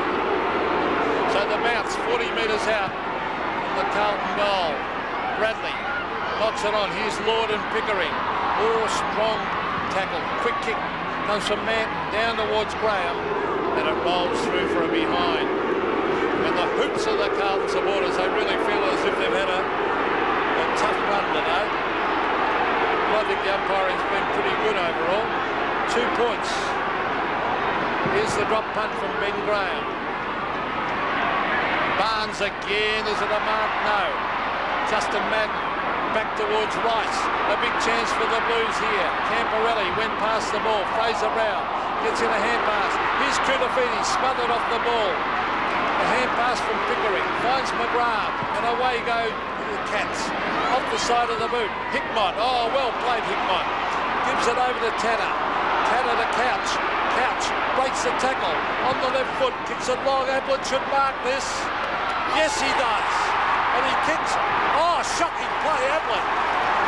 Terrible play, Gary Ablett. Why would you do that from 15 metres and your man's holding on to you? Why would you play on? An incredible decision here by Gary as to whether the umpire didn't blow the whistle quick enough, but he very nonchalantly dropped it onto his right foot and missed. Shocking play by a champion player. The Blues leading by a point, 70-69. Simpson runs onto it for the Cats. Here comes Hannah, gets rid of Simpson. Off the ground goes Scholl, tough as nails. I think they call him Nails. And the ball is over the boundary line and we'll have a throw in. Here's Ablett again, marks on Silvani. I think the whistle might have come a bit late. Perhaps so, but we have the Geelong runner now going out to actually have a go at Gary Ablett by carrying the message from Gary Ayres. Well, if I was the coach, I'd tear my hair out after that one because that's just a certain goal missed. It shows that Gary's human after all. He is human. We're all fallible. The split decision, we all do it. And he made the wrong one at that time. In towards half forward it goes. Kudavides flies. No mark. Here's Scholl. That should be a bounce. Yes, good umpiring. Actually, Pete, I'm glad you bagged Gary for that because I wasn't game, but you're entitled to. You've kicked 800 odd. Well, let's face it, it was just a shocking decision at the time. Cost them a goal. Anyway, let's get off that. As we see Matt hooking it back. Hocking. Riccardi received from Pickering. Aaron Lord. Brownless, a brilliant mark in front of the pack. I think he'll have a shot this time, Billy. He can make the distance easily. If you can kick over a wheat silo, you can make the distance from there. There is a bit of breeze now, right at his back. Well, a chance to put the Cats in front. He'll kick from just inside 50. He lays back, but starts to swing. Not far enough, and one behind only. So, scores are level. What more could you wish for as we look at Barry Mitchell and Earl Spalding on the bench? Mitchell looks as though he might be nursing a sore head. He had 10 possessions in the first half, but Spalding definitely dragged. He had 2. Drew and Geelong have kicked their last 6 scoring shots have all been behind, so they do need to straighten that particular aspect of their game if they're going to go on with this. Very, very wasteful. Dean spoils and comes to Sexton. Free kick is going to be paid here. And it is going to the Blues, so there is no advantage. It's coming back to Whitehead. Well, you can't get much more even than this. It's 10 goals, 10, 70 apiece. So they can all think of missed opportunities, both Ablett and Kernahan. Oh, a wide kick, Manton. The ball out of play just behind centre wing. That wasn't really to the advantage of the side from Whitehead. It's good to see David Parker continue on with Glenn Manton after half-time at centre-half forward, replacing Earl Spalding, who perhaps struggled a little bit in the first half in this game, as he did 2 weeks ago against Melbourne. McKay, kick up towards half-forward. Williams with Scholl. Greg Williams not outstanding today, returning after a long break out through injury. Simpson. Madden and Barnes. Oh, Johnny Barnes almost. Isn't it interesting, those two? Started at Essendon and one a beanpole, one an athlete, both cleared because they didn't have room with various ruckmen they had there with Simon Madden and Paul Salmon. So it's on centre wing. Scores a level. Pickering almost threw that one back. Oh, Geelong players got in each other's way. Bratton and McKay. And a free kick. No, not a free kick, a bounce. On centre wing. Well, what an interesting stage. 10 goals, 10 apiece. And the ball on centre wing. Madden versus Barnes. What a contest. Oh, a flying kick, but he missed. And it'll be another bounce. Came in there. I think it was Pickering came flying in with the boot.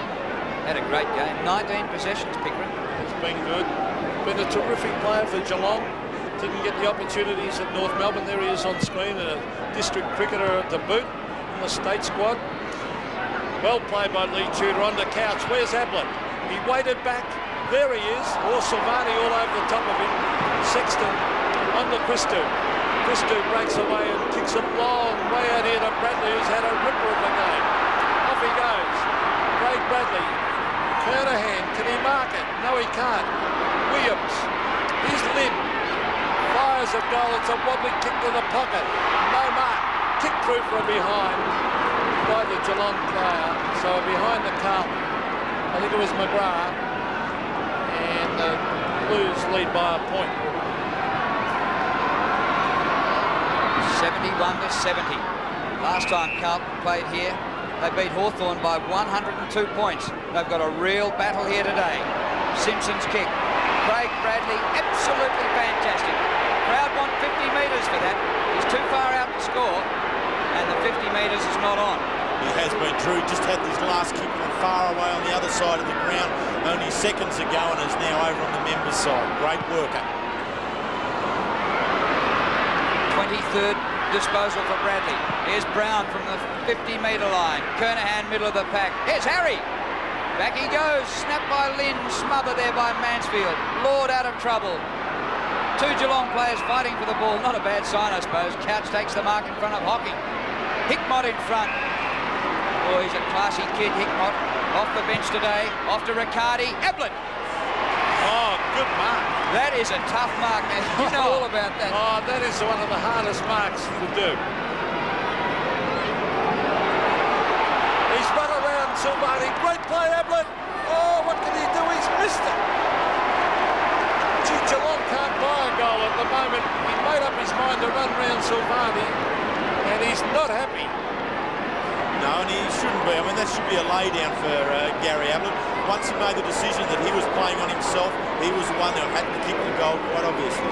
Scores a level as Christou drives it towards the centre of the ground. Madden and Barnes, well played by Barnes. Taken by Dean. Lynn. Still the Blues with Ratton. Ratton kicks it wide. Kernahan and Ben Graham, and it rolls over the line. The 50-metre line for the Blues.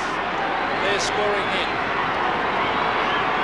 Well, it was a scoring orgy in the first half, but in this third quarter we've had just one goal in 15 minutes, that to Carlton. The Cats have kicked 4 behinds, and 3 of those to the great man Gary Ablett. Clean possession, Madden, off the left boot. It comes to Camporelli from the boundary line. Did pretty well to score anything. He got it behind. So it's a point the difference, the Blues in front. Mensch preparing to come back on for the Cats. Graham goes in short with a kick. Lord floats one over the top. McGrath.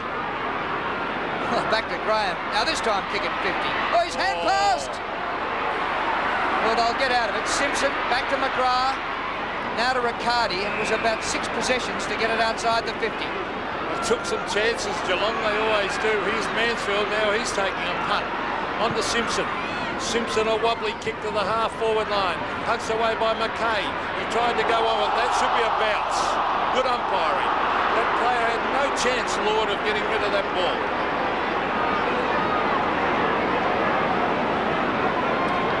The crowd didn't like it. But the correct decision.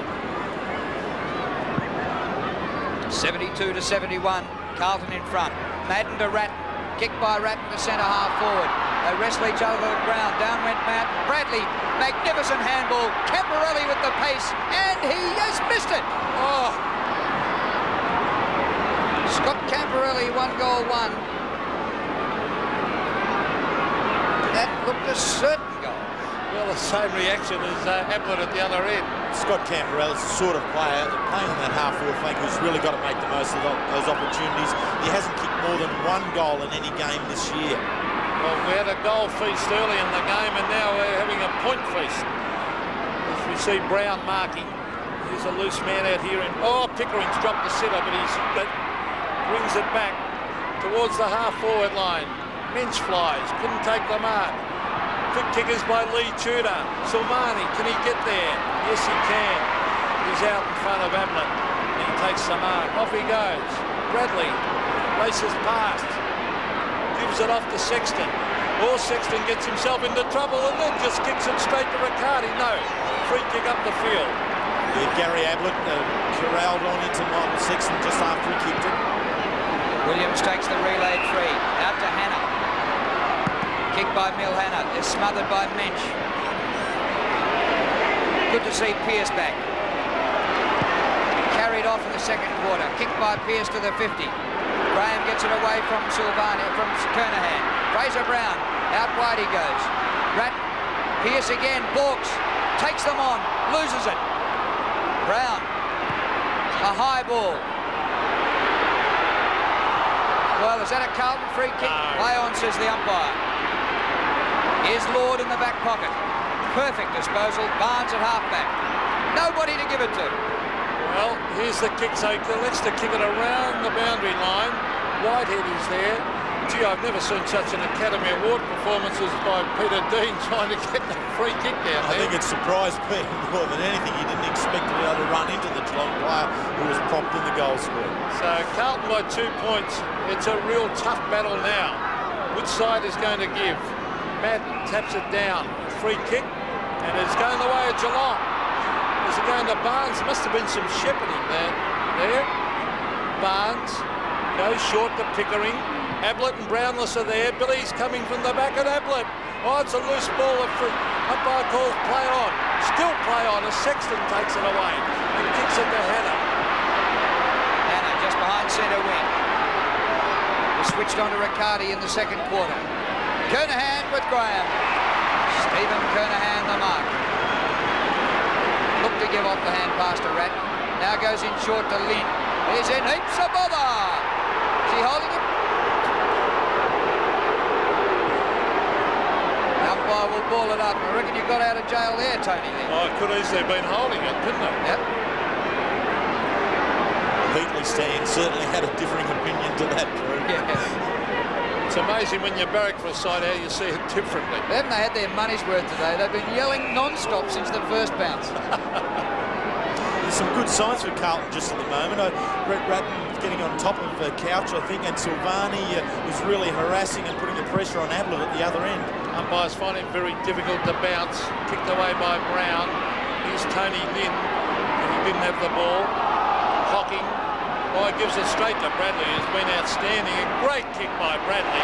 Finds Greg Williams, 40 metres from goal directly in front. Beautiful kicking by Bradley. That's a sensational kick. The Geelong player was on. Craig Bradley would have been able to see him there, prop some 10 metres in front of Greg Williams, but just floats it over the top there of Scholl trying to get back. Here's the kick from Williams. It's a goal.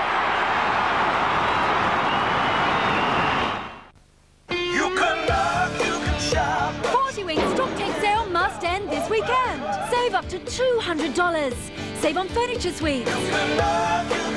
Save on Silly Posturepedic, Miracle, Chiropractic Beds and Beauty Rest. Save up to $200 at 40 Wing Stock Take Sale. Save on timber and iron beds, brass beds and kids furniture suites. Save on sofa beds. Plus great savings on bed, mattress and Manchester packages. Our Stock Take Sale ends this weekend. Hurry. Ball up in the middle. Madden over the top of Barnes again. Chance for the Cats here with Hickmott. His kick inside the 50. Oh, Bradley, beautiful football. Now, you can't give him a possession for that, but... Oh, I mean, that's what a coach at Parker would be in raptures to see this. One of his key offensive players, quite prepared to push back hard, right into the back pocket, onto his direct opponent, Hocking, and spoil the ball out of bounds. Blues by 8 points after the goal by Greg Williams. At one stage, the Cats led by 17, but here's Couch for goal, and it's across the face and he's missed. Well, the Cats just cannot find the goals in this quarter. They've kicked 5 behinds only.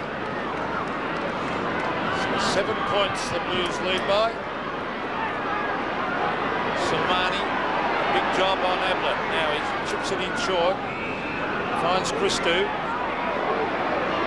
Christou has a touch on the ground. He's going to bomb it long out towards the wing. Manton and McGrath. Ball hits the deck. Manton did that well. Camporelli. Here's Williams. Danger for Geelong. Kernahan. Great kick by Williams. Terrific team play from the back line by the ball. When you talk about Carlton players starting to get on top, Williams in the last few minutes on Pickering. Pickering's had a heap of the ball, but hasn't Williams been perfect? He has been. He's coming right back into it.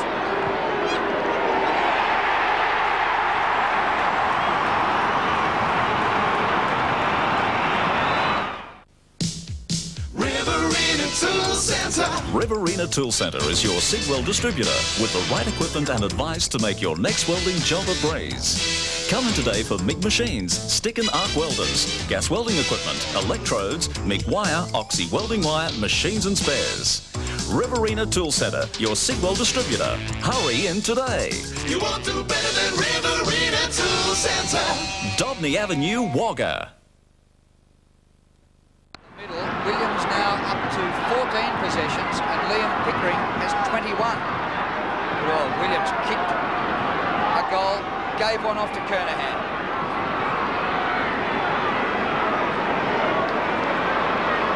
Biggest lead for the day for the Blues, 13 points in front. Bit of basketball there. Only trouble is you can't do that in basketball. That's nearly a jump ball. The umpire will have to come in and throw it into the turf. No restrictions this time, so you'll have about 24 players around the baller.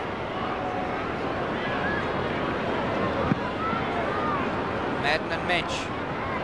Madden underfoot. The Blues have it though. Hurried kick out of there was good. Hannah leads the race. Backs himself against Brewer. Holding the man, free kick to Hannah. He hand passed to himself, ruled the umpire, and then was tackled. Kick by Hannah.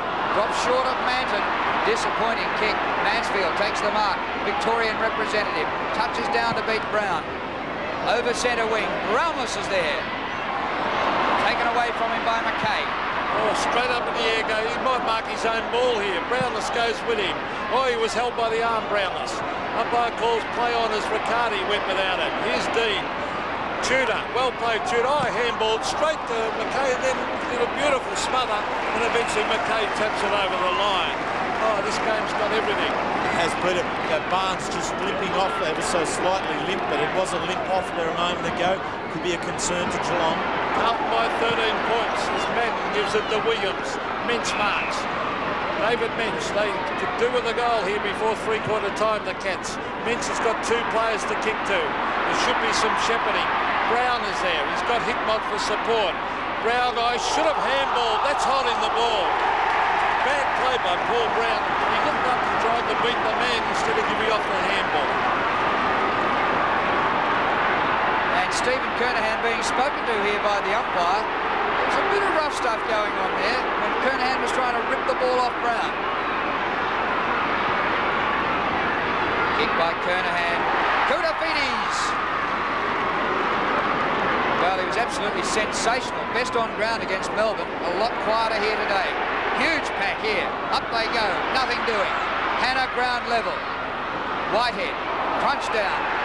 Free kick to Whitehead. Pushed in the back. Against Brewer. No doubt about that one. Short pass for Bradley. And Bradley is giving Hocking a run around since a pretty even first quarter. Craig Bradley, fantastic. He's had 18 and 8. That was his 8th mark. And we've still got half an hour of football to play. The Blues have dominated this quarter. They've kicked 3-4 to 5 behinds.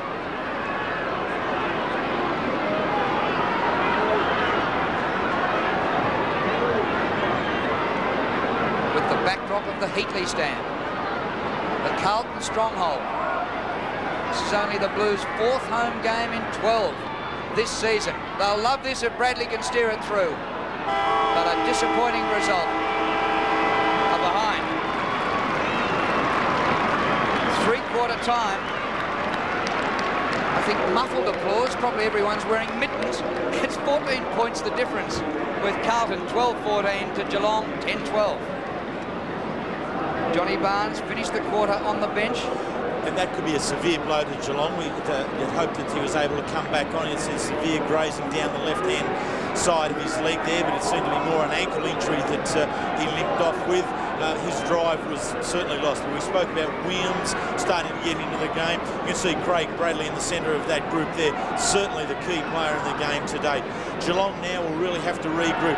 Gary Ayres coming out to address his players. We'll have to reassure them that there is still a lot of work to be done here, but this game is right within their grasp if they want it. 14-point lead to the Blues, 12-14 to 10-12. Across the country and around the globe, Sports World covers it all first, Sundays on 7. It's the first quarter-final. All the challengers are champions. I don't think they'll catch me again. So get ready for the most exciting games yet. Climbing the pyramid would be easy. If you can get past a wild cheetah ready to pounce. Crossing the suspension bridge. It's possible. If it weren't for a giant main tower in your way. How about tilt? Simple.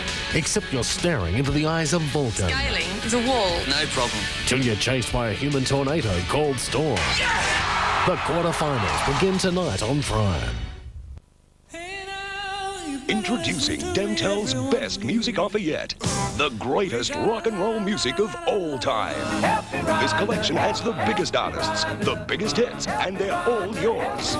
Just look at these names. Bill Haley and the Comets, Jerry Lee Lewis, Little Richard, The Drifters, The Swingin' Blue Jeans, Chuck Berry, Leslie Gore, The Tremolos, Billy J. Kramer, Mungo Jerry, Fats Domino, Ricky Nelson, The Turtles, Marmalade, The Crystals, Richie Valens, Jerry and the Pacemakers, Ray Charles, The Planners. This is a collector's edition. That's 100 hits and all tracks are the original artists. On the banks. But wait, there's more. We'll also give you another 75 hits, including Chubby Checker, Connie Francis, Gene Pitney, Melanie, Mary Wells, Dionne Warwick, and more. That's over 170 hits. But we're not finished yet. We'll even give you the best of British rock, including The Animals, Lulu, Herman's Hermits, Shakin' Stevens, plus you'll even get the Beatles.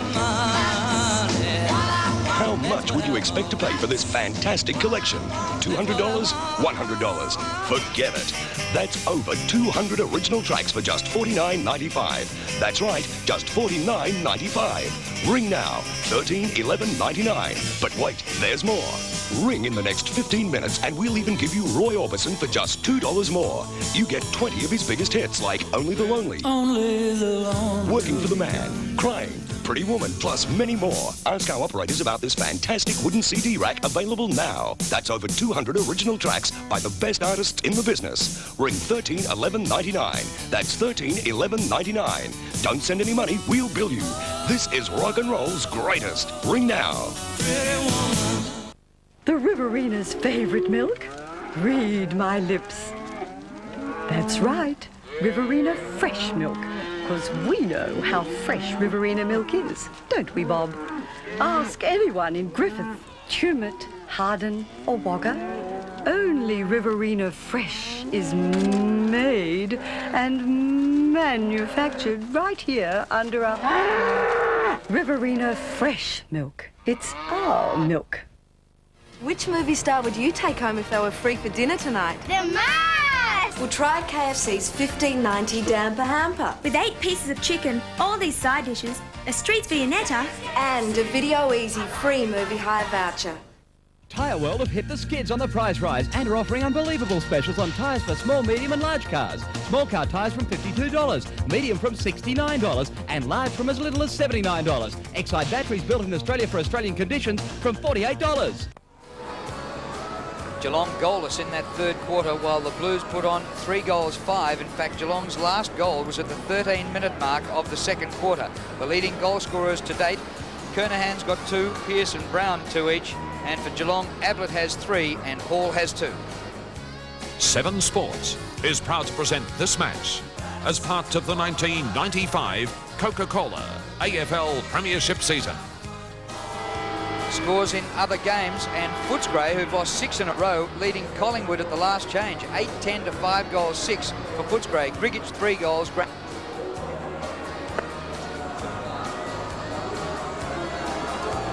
Brereton has kicked 2 goals, although we saw in highlights at half-time, one of Brereton's goals went behind, so that's an interesting one. In the other game at the MCG, Richmond and Fitzroy, what about this? Fitzroy leading the league leaders 15-11 to 11 goals 13. For the Lions, Malloy 4, Hogg and Johnson each kicked 3, and for Richmond, Naish has 3 goals to the last change. Down on the boundary line, Dipper. Yeah, thanks very much, Drew. Things down here have turned quite cold, and Carlton will be kicking with an 8 of a hefty breeze down here. I see Hanley is going to start off in the middle of the ground with the ruckman Barnes off the ground with a crook ankle at the moment, Drew, sorry. So cold, mate. Why are you wearing a Hawthorn scarf at a game between Carlton and Geelong? It's the only scarf I can find in the crowd. Sure.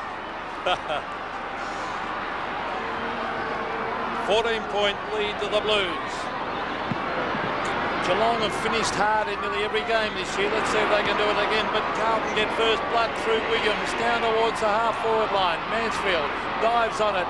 Pearce is there with him. Taken away by Ben Graham. A booming kick to half-forward. Oh, the mark is dropped by Mitch. Taken away by Couch. Out towards the half-forward line. Here's Peter Dean.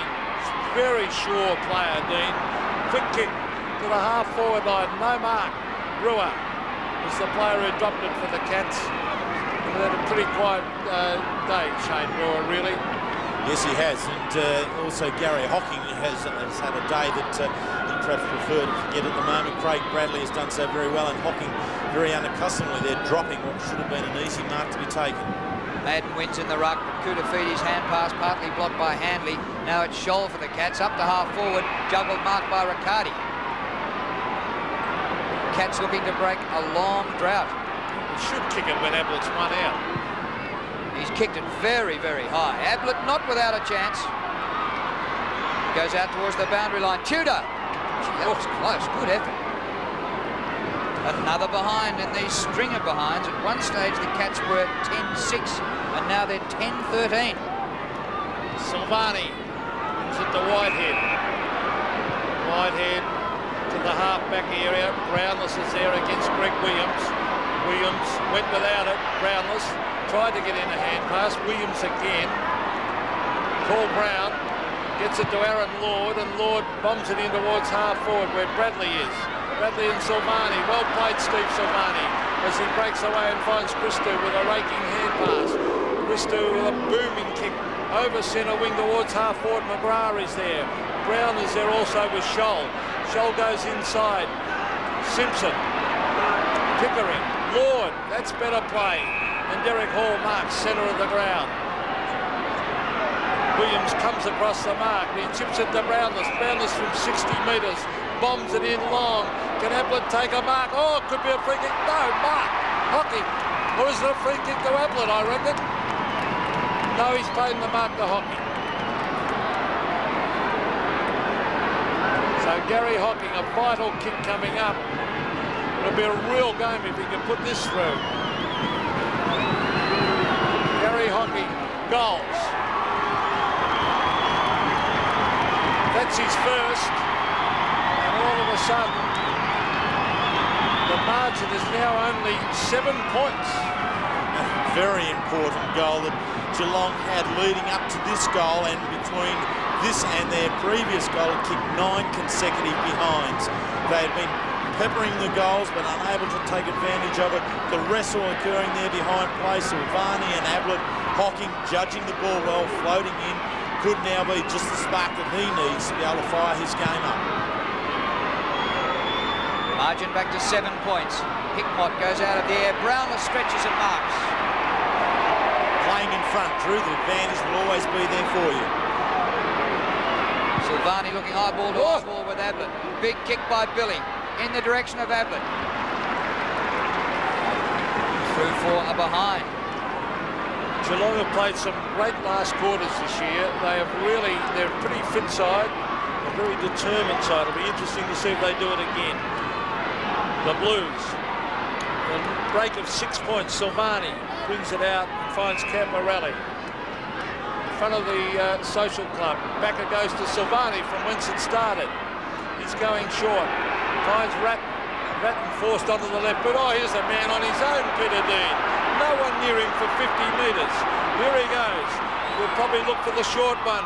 He does to Kernahan, and that was terrific play by Carlton. But how can a man get 50 metres on his own, Terry? Well, but I would say, what's the centre-half back doing running down there while the play's up in your defensive zone? Very bold move, Peter Dean. It's come off. Carlton have got the opportunity. So Steve Silvani hasn't had his kicking boots on today. He's kicked 2. Missed a few. He is directly in front. Let's see what the captain can do. The drop putt looks good. It's a goal.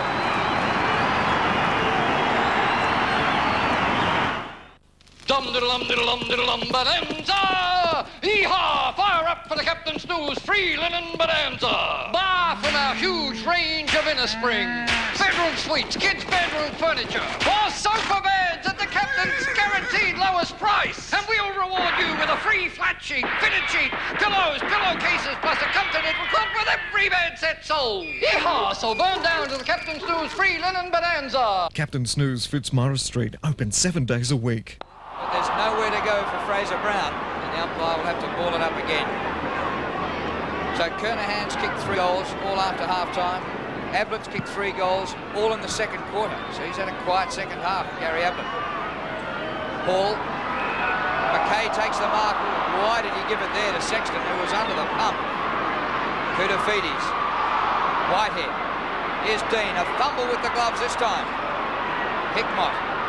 Whistle's gone. It's going to be a Geelong free kick to be taken by Tudor. Lee Tudor looking up the ground. Ablett the target. Punched by Silvani. Here's Bradley again. Misses with the hand pass that time. Missed a chance for a stack. And the ball out of play. Oh, BOG from mine. I'm not giving the votes. I'm not trying to influence the judge. I think it's significant this week, Drew, that Bradley and Hocking's given Bradley that little bit more freedom than what he'd normally get, and he's been able to get off and get a lot of kicks on his own through sheer hard work on Craig Bradley's behalf. So a free kick to Justin Madden in that ruck contest. Madden towards centre wing. Hannah is there. Brewer goes for the punch. Good play by Pickering. Socket off the ground by the Blues. It's still in play. Dean Rice, great pick-up by Rice. Chips it in the half forward, and a good mark to the captain, Steve Kernahan. Off he goes, he's got a loose man, Sexton. Oh, he could run into an open goal. Sexton gives a hand pass, goal to Pearce. The Blues by 3 goals.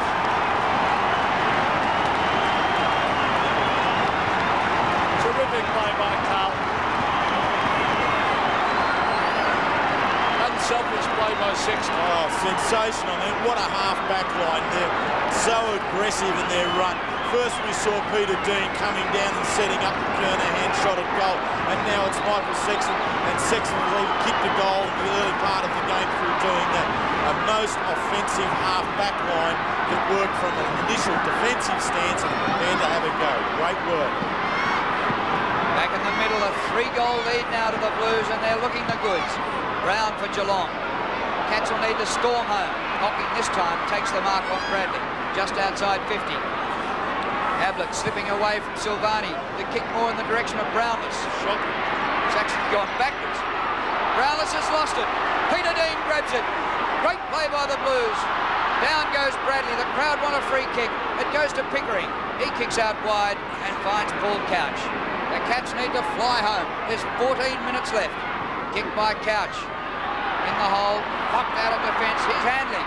First game of the season. Off the left boot. Hall! Oh, fancy Hall. He did that earlier in the game. Absolute carbon copy. Interesting to find out why, in actual fact, he spent time on the bench with the Gary Ayres dragging for some reason, or whether there was a medical reason, but he started the game so well. 2 goals in the first quarter, now having a shot at his third. Derek Hall shouldn't miss this, and doesn't. For the best value in wood heating today, there's just one choice: Eureka. Australian designed and manufactured Eureka wood heaters are rugged and durable and feature a remarkable clean burn technology that guarantees high efficiency and economy of operation. With 11 different inbuilt or freestanding designs to choose from, there's a model that's just right for you. Let Eureka warm your world. Available from these outlets. 12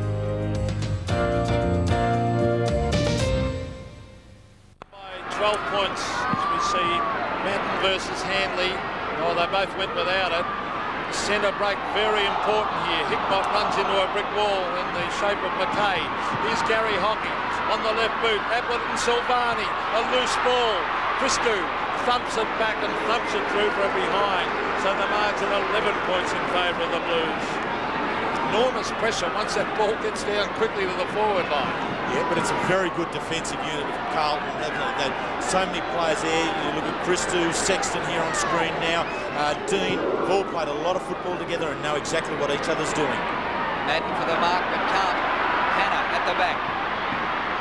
Closed down by Simpson. Hannah keeps the ball in, but Riccardi's got it for the Cats. Floats the hand pass up the ground. Another chance for Geelong. Simpson, some sort of a hand pass. Pickering, fumble by Handley. Hasn't quite gained the tempo yet. That's all right to Hall. 70 metres from goal. Kick by Hall out wide. Brewer in the forward pocket, but too wide and the ball out of play. That was no place to go way out there. No, it wasn't, particularly when Billy Brownless was set into the true centre half forward position. The cross kick into the corridor would have been far more effective. Hocking was doing the ruck work there. Rat plays for a free kick. Here's Brewer. He's had a quiet game. Derek Hall again. Kicks and kicks are behind. So they're sneaking up there. Geelong, they're now only 10 points down. Manton's just come off the ground and Spalding on, who was benched earlier on, just 2 possessions. He's been sitting down for about 2.5 quarters. Silvani short passing. Gee, that's dangerous. He was surrounded by Geelong players, Dean. Oh, those gloves stick that, don't they? Magnificent. Dean across the half-back line to Whitehead. 98 to 88. The Blues in front. Christou. Standing start kick. Ratton about to be crunched. Mansfield. Not quite. Backhanded by Lord. A throw, says the umpire. Carlton free kick. To be taken by Scott Camperelli. I thought it was a backhander. I didn't think it was a throw. Kick by Camperelli. Kernahan. Williams. Great desperation by the Diesel. Hocking. He's got it. Oh, it's going to be a Geelong free kick. Now it's out to Handley. So Handley races onto his left, touches it on the ground. He's got Madden to beat. Onto the left foot goes Handley. A long kick. Well, a good kick in the end because it's way down towards the half-forward area. Oh, it's still in play. Tudor to Hall. Derek Hall runs inside 50. It's a wobbly kick. And yet another behind it, Geelong. So they're whittling it down. It's only 9 points now, the difference. Tried to ram it home, that one, that Derek Hall. All you need to do is ensure that the ball spun correctly in order to go at least straight and then give his teammate a chance to mark. Since they led by 17 points, the Cats, they've kicked 2 goals, 11. They might have kicked themselves out of this one. Kutafides marks at centre wing. Goes on with it quickly. Bradley's covered more ground than Steve Monaghetti. Passes beautifully for Williams.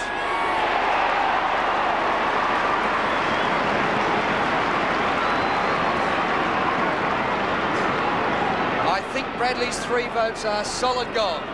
It is a sensational game, and the use of the ball here, that is perfect football.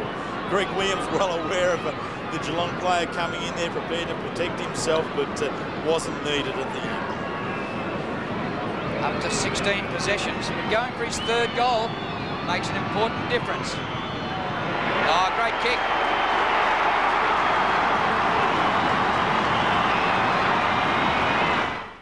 It's huge, it's massive, it's Deep's Menswear stock take sale. There's no excuse being caught with your pants down with huge savings like these. $30 off the marked prices on the biggest range of City Club trousers in the Riverina. All pure wool Australian-made pullovers and casual shirts, 20 to 50% off the marked prices. All pure wool tweed coats, $50 off the marked price. Everything else in the store heavily reduced at must-go prices. So come into Deep's and save. Deep's Menswear, where service is a tradition. 15 points. The Blues lead by 10.5 minutes for Geelong. See if they can. I think they're definitely missing Barnes at those centre bounces. Let's see how Handley goes this style. They both miss it again. Handley tries to crash his way through. And The umpire will come in and bounce. But Barnes is an important player to Geelong. His aerial work in marking and ruck work is very good, but then he can mix it at ground level if needed. Well, there's Hanley. Real battler. Hanley, Tudor, Whitehead kicks it away. Christou. They've got a very good back line, Carlton. Christou back to Whitehead. Gee, they did that well. Towards centre wing, but a free kick will come back. Or was it out of bounds, I feel? And the umpire calling for the ball. It'll be a throw in way back at half forward for Geelong.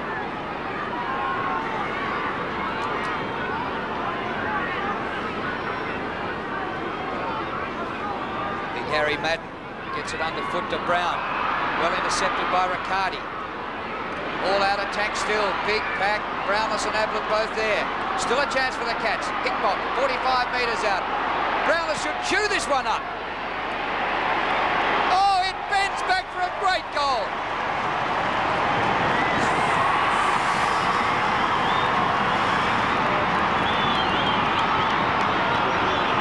And the Cats will not die.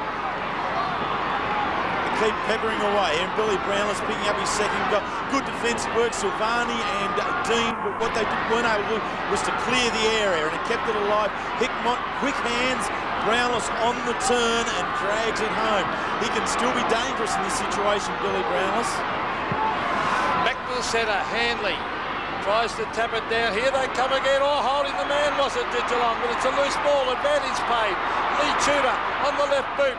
Here's Brownless again. Oh, it could have been a free kick. No. Tries to tap it out. Oh, Brewer's having a shocker as Dean comes away with the ball out towards centre wing. Taken by Sexton. In towards Kernahan. Graham is there. Over the back is McGrath. Caught with the ball. Handballs into no man's land. Kernahan scoops it up. Here's Spalding. He went without it. Hanley was grabbed. Here goes Williams. Crashes his way through the pack. Oh, they're all charging in after it here. Dean Rice to Williams, and Greg Williams kicks and misses. Oh. Welcome back, Greg Williams. He's been tremendous.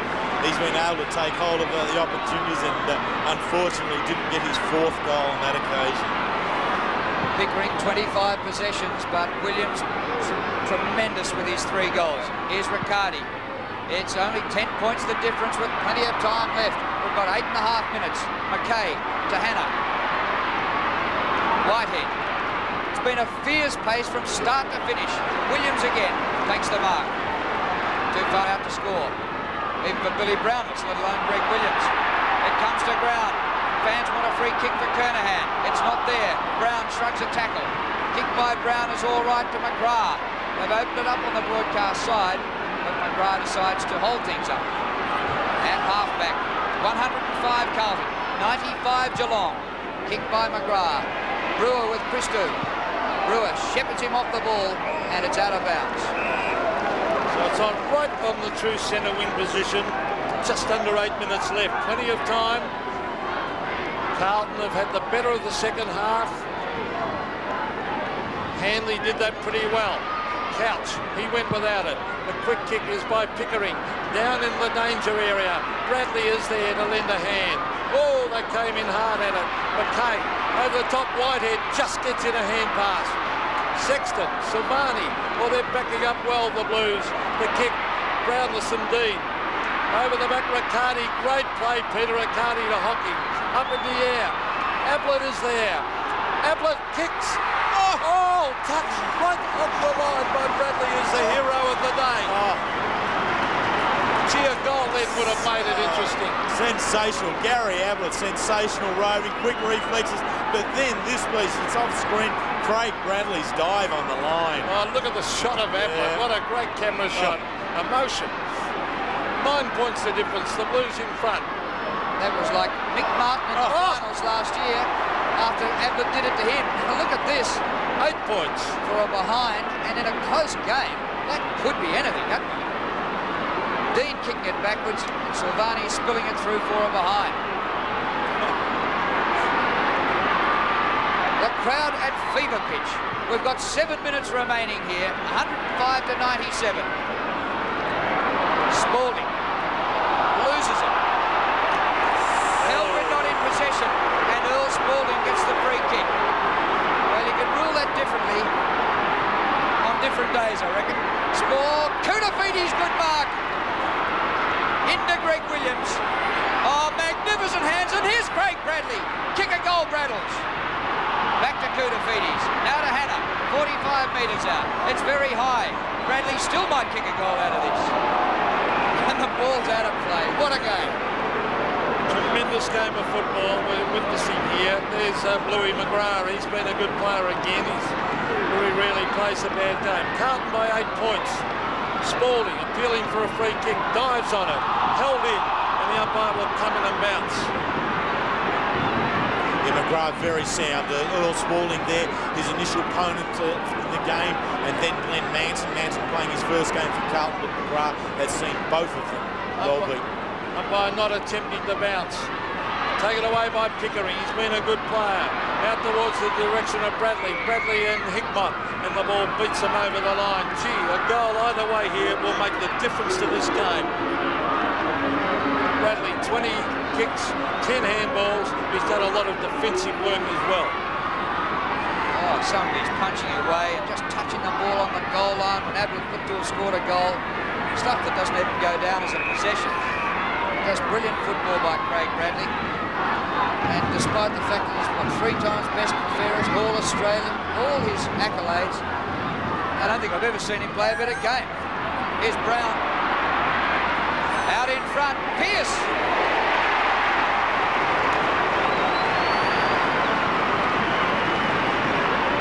Brad Pearce kicked 2 goals in the first quarter, was carried off on a stretcher in the second, and came back and kicked a goal earlier in this quarter. He's kicked 3 for the game, now for number 4.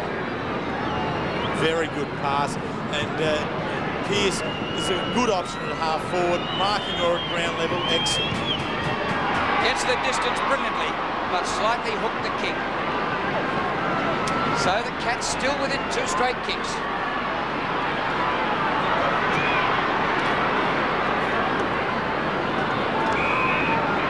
McGrath takes the kicking. Still time for the Cats. They've got 5 minutes. They've got to score 2 goals. Can Carlton hang on? Towards half-back, and a great mark by Spalding.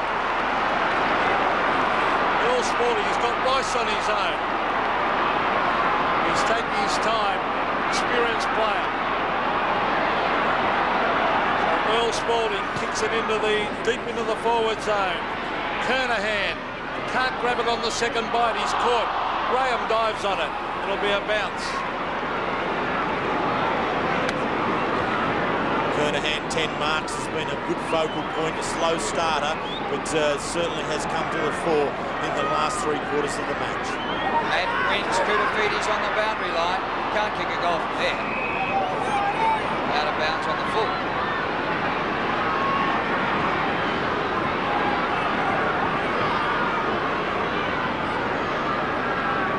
Simpson with the free kick. Ratton in front. Handley a punch. Working well in tight. Kick by Pickering, centre of the ground. Mansfield taking it defensively. Ran a long way, going the wrong way. Through Hall it goes to Riccardi. The Cats still a chance here. A dive and a miss up there. Hickmott had to throw the ball. Free kick to the Blues. Under 4 minutes left. Andrew Mackay, Gary Hockey, Fraser Brown. And both of them like a bit of a scrap. So Andrew Mackay to half forward, punched away by Handley. Here's Justin Madden. Under Ratton. Ratton will look down here for Pearce and Kernahan. Pearce couldn't mark. The Cats still a last gasp. Graham to McGrath. McGrath to the open spaces. It's all Carlton though. Pearce races after it. He's got it. Now he's still got it. Well played, Brad Pearce. 50 metres from goal. It'll be a Geelong mark. And they're still alive as Scholl takes the mark. 9 points the difference. Carlton in front. Handley.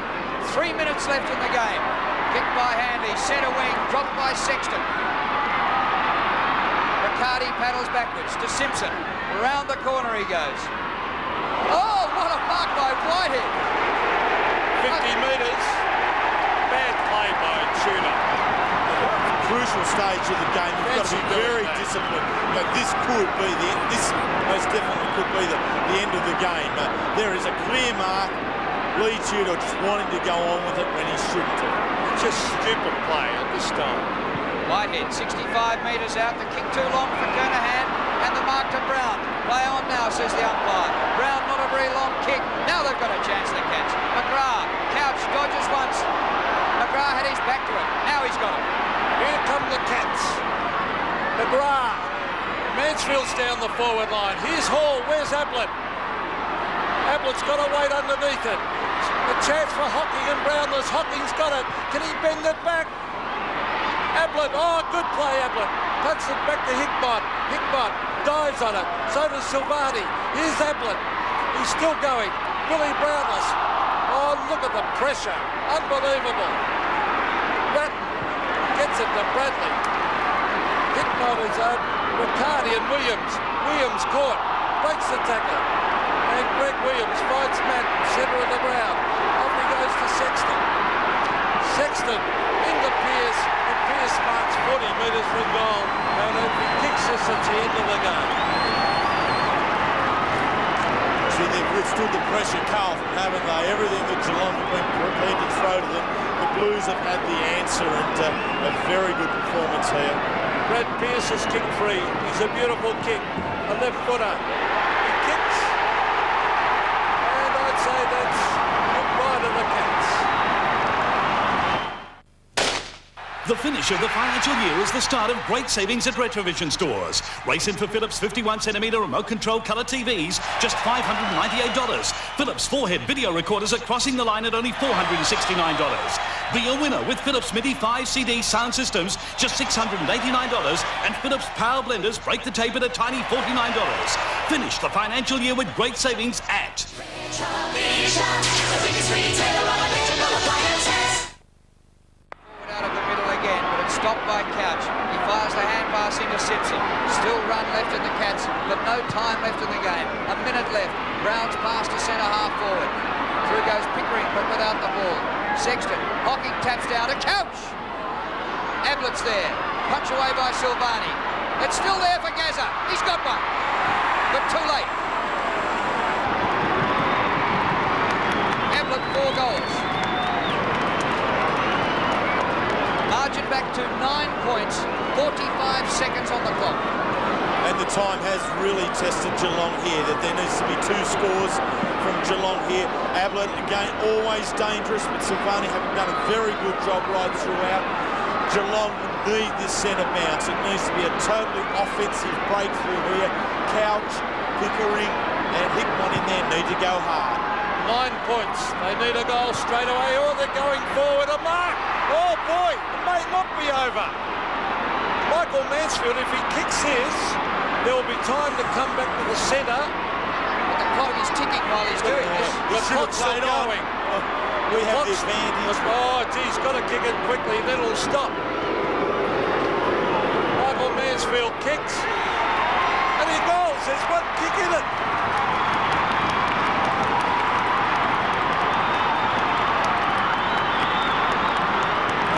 Seconds, and they have to get out of the centre and score a goal. And we just saw Gary Ayres and Jeff Geeshan, Tugboat Geeshan in the coach's box. They don't know there's 13 seconds to go. This is a heck of a amount here. They need this one. Hadley has to jump as high as he's ever jumped in before. Hickmott, Couch, Pickering again need to go. You can't hear yourself speak. 13 seconds remaining. The Cats maybe can still win it. Rat has it. And that's important that they blocked it up there. Yeah, that's the it. clock is ticking down. It's all over. The Blues have won this. Listen to the crowd.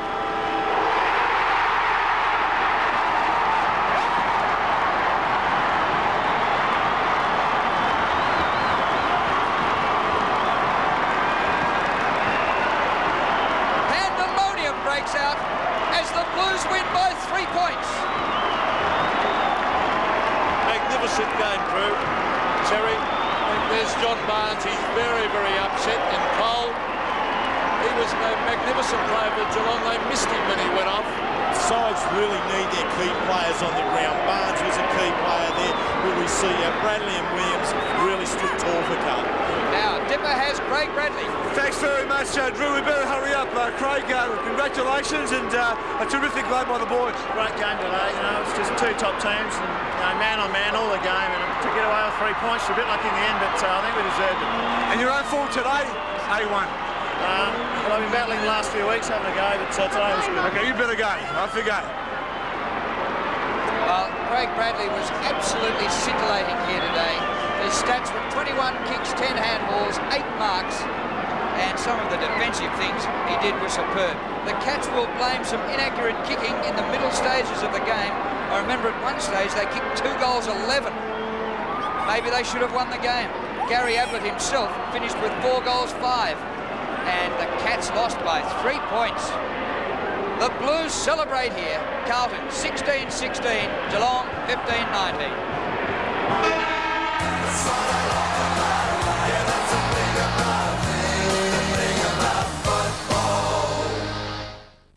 For a painful and inflamed sore throat, we've taken our proven antibacterials plus an anaesthetic to numb the throat. The dual action that comes together in new Strepsils Plus. Available only from your chemist, Strepsils Plus anaesthetic works.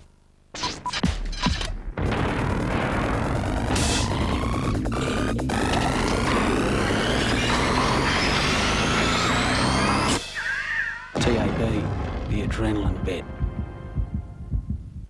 Tyre World have hit the skids on the price rise and are offering unbelievable specials on tyres for small, medium and large cars. Small car tyres from $52, medium from $69 and large from as little as $79. Excite batteries built in Australia for Australian conditions from $48. Need results? Don't waste time and money. Advertise with the new look Country Classifieds in the Rural News, the only complete weekly rural newspaper read throughout southern New South Wales and rural ACT. Call Country Classifieds and do the deal sooner in your local every Friday. Graham Hornibrook and Val Samuelson of Funeral Services of Wagga Wagga offer you more alternatives for a dignified service befitting your loved one. Hornibrook and Samuelson Funeral Services of Wagga Wagga at 2 Station Place, phone 218 218. For a new light truck that's both reliable and dependable, check out the NKR and NPR series of Isuzu trucks at Wagga Motors. They'll take on the tough jobs with capacities from 1.5 to 4 tonnes, power steering, steel radials, the new Aero Cube cabin with built-in safety features, and in larger models, the powerful new 4.3 litre overhead cam diesel engine. Talk to Tony Brunskill and test drive your new Isuzu truck today. Isuzu Trucks, exclusive to Wagga Motors, Dobney Avenue, Wagga.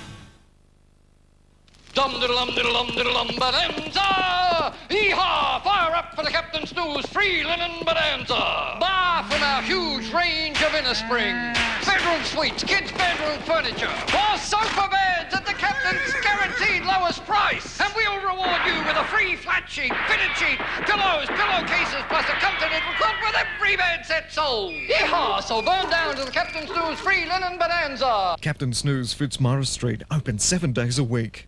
Can you see the beat? Now hear it. Blow yourself away with one of these incredible Pioneer hi-fi systems from Retrovision. 3-disc CD, power-based dual cassette, the lot, $699. Or maybe 50 powerful watts per channel, 6-disc multiplay and built-in graphic equalizer, $899. Or the package, beyond your imagination, $999. Totally awesome sound, totally awesome quality, totally awesome Pioneer. At your local Retrovision store today. Need results? Don't waste time and money. Advertise with the new look Country Classifieds in the Rural News, the only complete weekly rural newspaper read throughout southern New South Wales and rural ACT. Call Country Classifieds and do the deal sooner in your local every Friday. There are times in a sore throat when bacteria can be a real problem. Left untreated, these bacteria can rapidly grow from thousands to millions in just a few hours. This is where Strepsils comes in. The proven double antibacterial action in Strepsils kills the bacteria and inhibits their growth. Taken every 2 to 3 hours, Strepsils works. What a game. The Carlton fans delirious, but they'll have to win the grand final before they really redeem themselves. They won by 3 points, 16-16, 112. Geelong 15-19, 109. A thriller here. What about out at Waverley? Here's Peter Landy. Yes, a game, Drew, that certainly had little for 3 quarters, but it came to life in the final term, and we finished up having a draw here this afternoon. Footscray led by 35 points midway through the third quarter. Collingwood had the last 9 scoring shots in the match. Damien Monkhorst had a chance to win it for Collingwood, a direct shot at goal from 40 metres out, and he kicked only a behind to level the scores as we see some highlights of the last 2 terms. Pass out to Beveridge. Footscray with Beveridge in the last quarter. That was his first kicked on, and it was a goal, and then it looked as though Footscray were home and home. Well, that's right, and he kicks a point with his second one, and here's Brereton, who lays a heavy shepherd here. You'll see that there it is. Brereton just laying that shepherd, and this may have been the revival that Collingwood were looking for, because at 3/4 time, I was looking for players. Now, this is the one that really turned it over. Look at this, Brown, a beautiful kick, holding the ball across his body. Brown, who played down on the back line, was beaten by Stanfield, moved up there. I don't think he was really fully fit, but he really did make a captain's effort at the end when he ran with a flight of the ball for a courageous attempt at a mark. Here's Rocker, just too big in the last part, and this is why big fellows are important, especially on the forward line in the last quarter, because they can stand tall. He kicks this. He finished up with 4 goals and was their leading goal kicker. Did a lot of work in the ruck today. Didn't play too much at full forward. Now see a free kick here. Oh no, this is not that's on the boundary line when they've got to go to the boundary. And there's the full-time siren. But really, Peter, I was looking at 3/4 time for good players for Collingwood, and I looked at Nathan Buckley as probably their best player, and maybe Chad Liddell had put in, but nobody else in Collingwood. They may have put in a quarter or figured, but they could only improve, and that's what they certainly did. And it would have been a travesty of justice had Footscray have lost that game, because they really did put two quarters of football together, and they looked like a good machine. So there was the final scores here this afternoon. The second draw of the season. Collingwood, as I said, the last 9 scoring shots, and they finished up kicking 5 goals in the final term to finish 10-11-71, drawing with Footscray 10-11-71. Second draw of the season and second to Collingwood. Well, we'll bring you up to date with the ladder and the result of the other game when we come back to Optus Oval after a short break.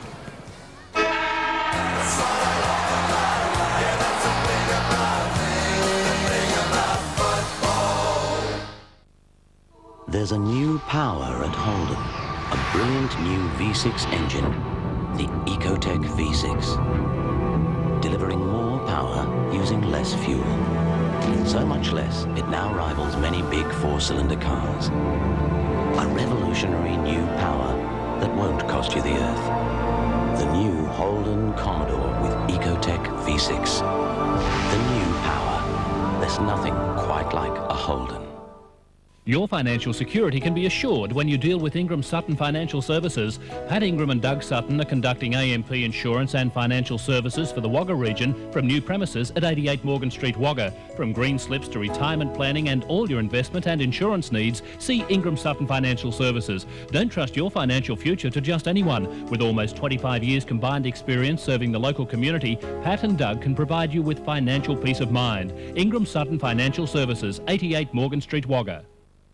For tasty tender chicken, the stop to make is Chicken Stop. Pick up a family pack with a whole chicken, potatoes, apple pie, large gravy, large peas and carrots, just $14.90. Or grab the Monday and Tuesday special of chicken and chips, just $3. The Chicken Stop, Sturtmore, Wagga. For the ultimate tune, using the latest technology, keeping up with the cars of today, make sure you go to P&P Performance. Take advantage of their new and exclusive dyno tuning, maximising your car's efficiency and horsepower. Let P&P Performance enhance your car's overall performance.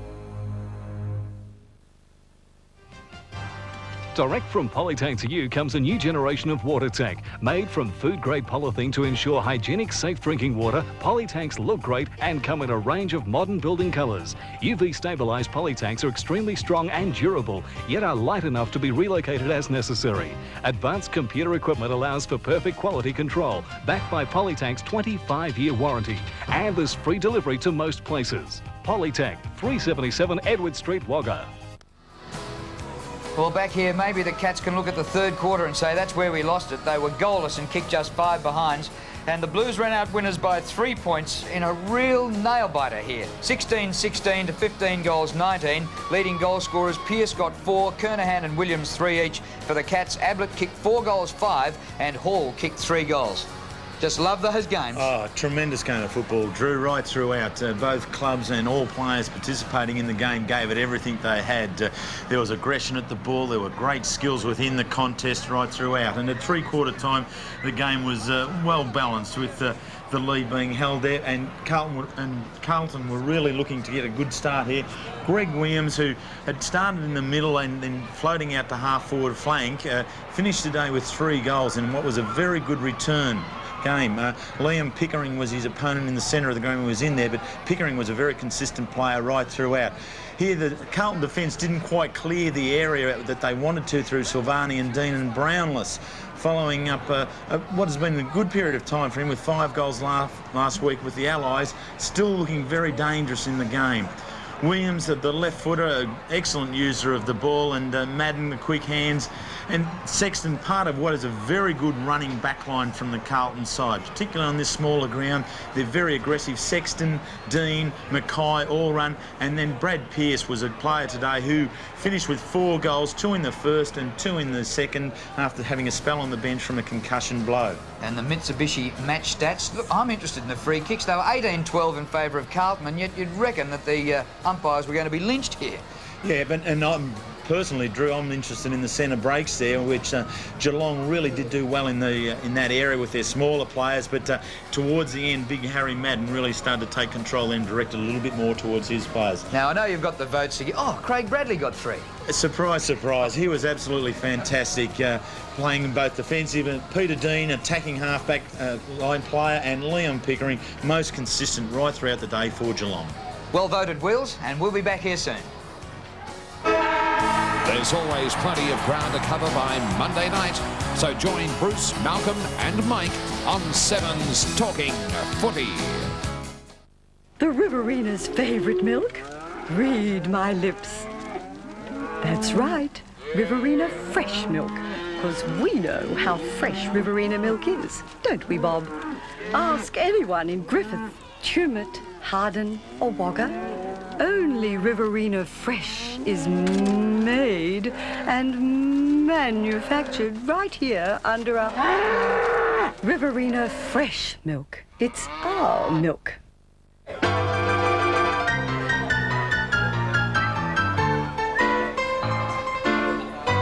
Don't let wild oats and ryegrass compete for moisture and nutrients with your wheat and barley. Use Achieve WG herbicide and get rid of them fast. Achieve is safe to your crop, maximising your yield potential. Achieve for effective wild oat and ryegrass control in cereals. It's huge, it's massive, it's Deeps Menswear's stock take sale. There's no excuse being caught with your pants down with huge savings like these. $30 off the marked prices on the biggest range of City Club trousers in the Riverina. All pure wool Australian-made pullovers and casual shirts, 20 to 50% off the marked prices. All pure wool tweed coats, $50 off the marked price. Everything else in the store heavily reduced at must-go prices. So come into Deeps and save. Deeps Menswear, where service is a tradition. Can you see the beat? Now hear it. Blow yourself away with one of these incredible Pioneer hi-fi systems from Retrovision. 3-disc CD power-based dual cassette The Lot, $699. Or maybe 50 powerful watts per channel, 6-disc multiplay and built-in graphic equalizer, $899. Or the package, beyond your imagination, $999. Totally awesome sound, totally awesome quality, totally awesome Pioneer. At your local Retrovision store today. Dum-diddle-dum-diddle-dum-bonanza! Yee-haw! Fire up for the Captain Snooze free linen bonanza! Bar from our huge range of inner spring. Bedroom suites, kids' bedroom furniture. Or sofa beds at the Captain's guaranteed lowest price. And we'll reward you with a free flat sheet, fitted sheet, pillows, pillowcases, plus a continental quilt with every bed set sold. Yee-haw! So burn down to the Captain Snooze free linen bonanza. Captain Snooze, Fitzmaurice Street, open 7 days a week. Richmond and Fitzroy at the MCG. Let's take a look at some highlights of the last quarter in that game. Matty Knights in there applying a tackle, ripping the ball out of there and breaking from almost the centre square. Great goal by Matty Knights as it bounces through the goal square. Full points. Fitzroy were leading the last time we saw. There's another tackle by Knights which dispossesses the Fitzroy player. It spills to Naish, and Chris Naish shepherded through by Daffy for a goal.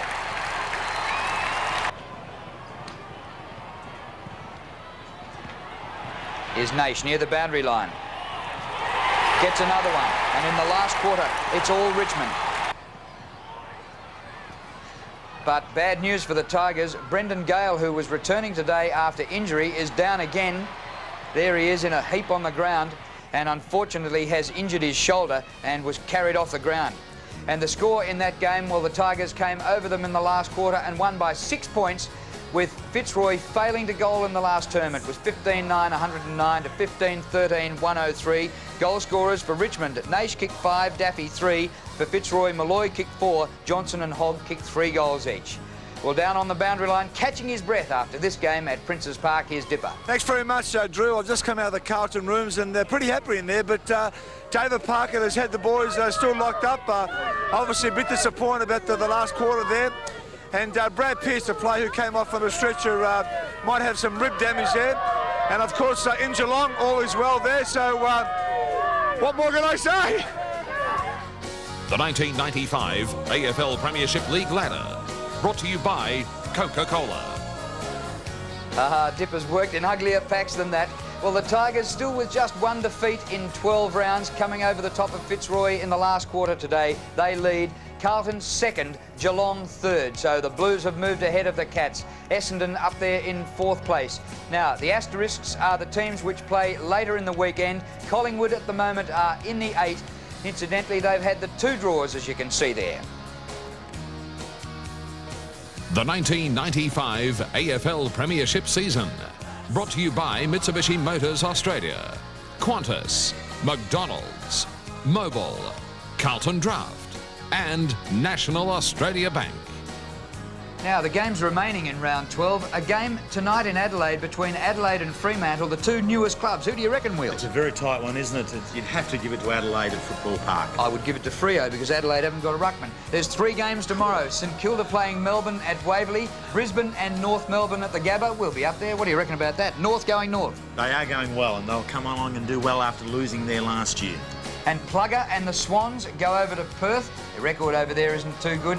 But the Eagles, last year's premiers, just going at the moment. It's West Coast and Sydney at Subiaco. So for viewers around the country, check your local guides for telecast details. But by gee, if this game here is any indication of what football's like in 95, it's all right. You could do with it. Hope you enjoyed it live on 7 Sport. That's what I like about, yeah, that's the thing about, I got a long road to walk down to catch a tram to my favorite ground. Use my legs, use my voice, make some noise, support the boys, and that's what football means to me. That's how I like my footy to be, and well, that's the thing about, that's what I like about, yeah, that's the thing about football. That's what I like about, yeah, that's the thing about football. That's what I like about, yeah, that's the thing about football. That's what I like about, yeah, that's the thing about football. This has been a 7 Sports production. This AFL telecast brought to you by Holden and Coca-Cola.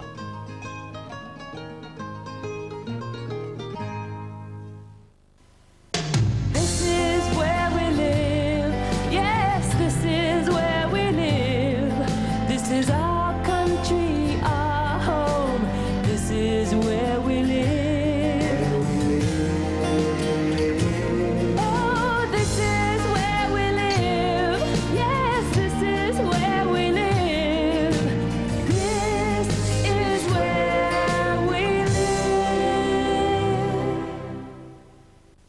Monday. Doesn't know about meeting Curtis yet. One too many boyfriends. Well, Selena and Nelson, aren't they a hot item? Which one will go? You just gotta trust me, okay? And Flathead's in for a surprise. The horoscope reckons that's me perfect match. Home and Away, 7 o'clock weeknights on Prime. Discover the wonderful world of animals. 6:30 Sunday on Prime. Turn up the heat with Flame on Gladiators.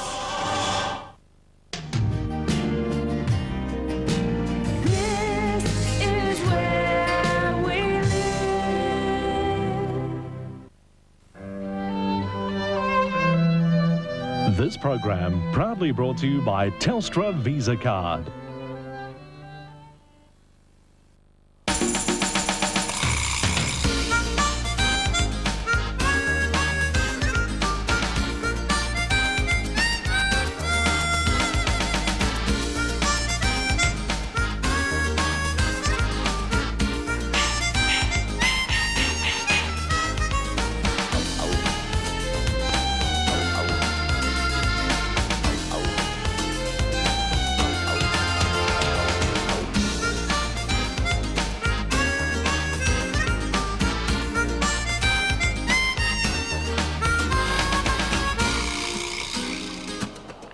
G'day folks, welcome to the show. They're nice and busy down on the pier. This is the mouth of Melbourne's mighty Yarra River. And the hum of the turbine at the Newport power station signifies that the fish are on the job and hanging around the warm water. Talking about warm water, tonight Steve Starling and Kay Bush travel to the far north Queensland area and do a good job on fly fishing for the giant herring. And I've got something to admit to you. On a recent trip to Sydney Harbour, I had to get some help from the Australian Navy. Yibbity yibbity, folks. We hope you enjoy the show.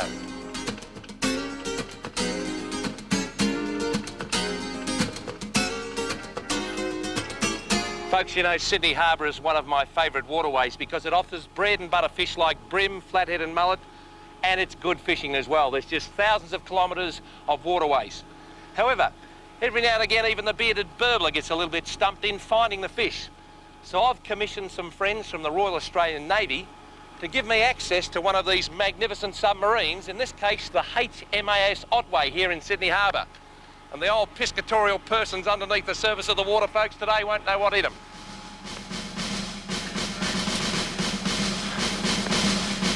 Oh, there you are, boys. The HMAS Otway is berthed in beautiful Neutral Bay. And our host today, Lieutenant Commander Romeo Corinci and his crew. Casey, home! Oh, gee. Romeo! Welcome aboard, Rex. Otway fishing charters, ready to go. Otway fishing charters, yeah, mate. Fantastic. Can you look after this? Thanks, mate. Take the rest of the day off. This is fantastic. At ease, men. At ease, mate. Good on you. Thanks very much. Down below, Rex. Thank you. Down here? Yeah, down below. Thank you very much.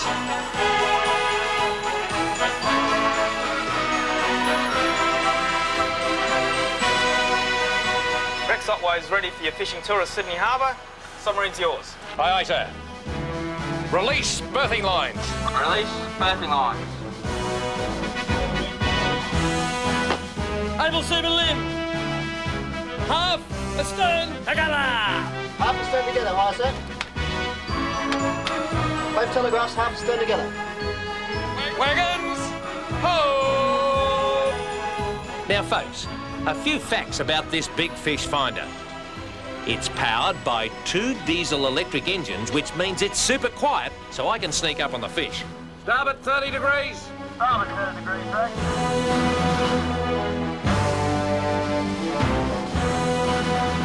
It's 300 foot long and has an internal diameter of 17.5 feet. Prepare to dive. Now that sounds big, but once you've crammed all this gear in, it doesn't leave much room. Low main ballast.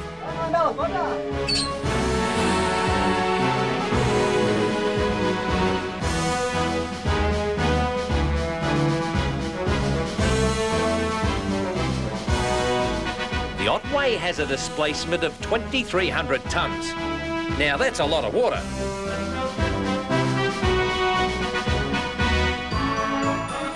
Starboard 30 degrees. Starboard 30 degrees, Rex. Leather jacket straight ahead. Leather jacket straight ahead. To starboard, a rubber lip morwong. Roger, rubber lip more, starboard. 2 fish, 70 degrees. 2 fish, 70 degrees.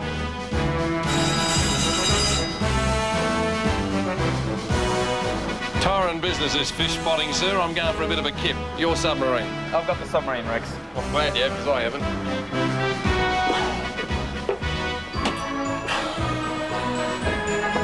You know, when they designed subs, they didn't have the old bearded burbler in mind.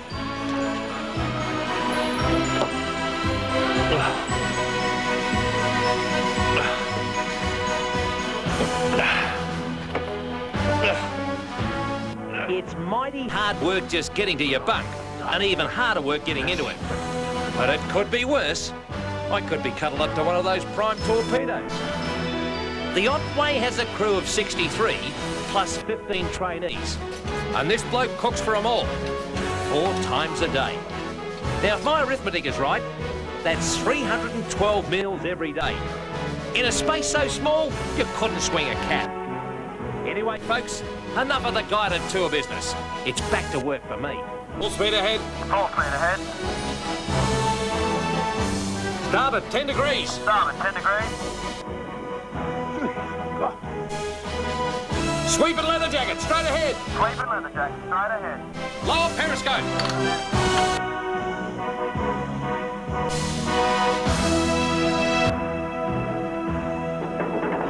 Appreciate the drive of your ship, sir.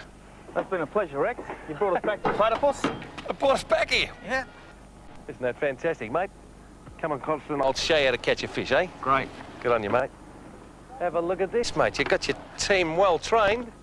Lines engines, Rex.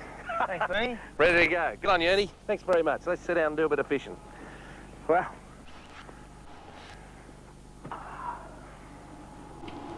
I reckon this submarine would be a natural artificial reef. It's got plenty of growth on it and all that sort of stuff. And with the ferries coming around the corner and all the waves and that, it's obviously it'd be a fair play. Well, it's not going to write any records home, but I tell you what, it's a start, mate, and the burley's starting to work. A tiny little snapper. Now, what's your rank there, Romeo? Lieutenant Commander. It's equivalent to about a major. Is it really? In the Army, yeah. So you're pretty young to be that sort of... No, I just look young, Rex. Did you throw him back in? Well, why not? He's undersized. Oh, was he? I couldn't tell.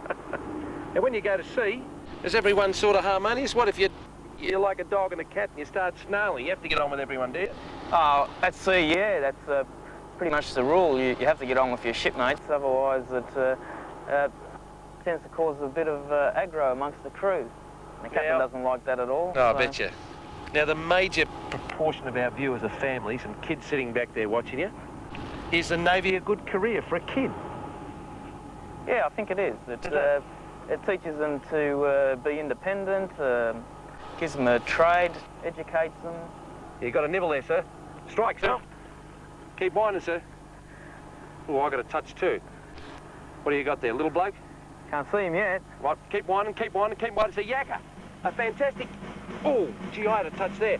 That's a yakka. That's a yellow-tailed scad. Bring him in. That's it. I tell you what. Bring him in, sir. You might be able to drive a submarine, but you... Have a look at this. Look at this, sir. You got 2. Double look at header. This, sir. Double header. Isn't that fantastic? A small snapper. Oh, this is too good, eh? Small snapper. Give him a kiss, sir. Give him a kiss, sir. Give me a kiss, sir. No. And a brim. How about that? Undersized brim. Isn't this fantastic? Excellent. Piscatorial paradise right under your A neutral ship, boat. boat. What is it again? A boat. Certainly not a canoe. Fantastic. Seriously, sir. Romeo, you've been magnificent. And your men, particularly Lemmy and his mates, mate, I have never had so much fun without laughing. It's just fantastic, and I'd like to thank the Royal Australian Navy for having us here today, because I tell you what, we're in pretty good hands. And thanks again, sir. Pleasure having you, Rex. Good on you. Yes, come on. Yes, got him.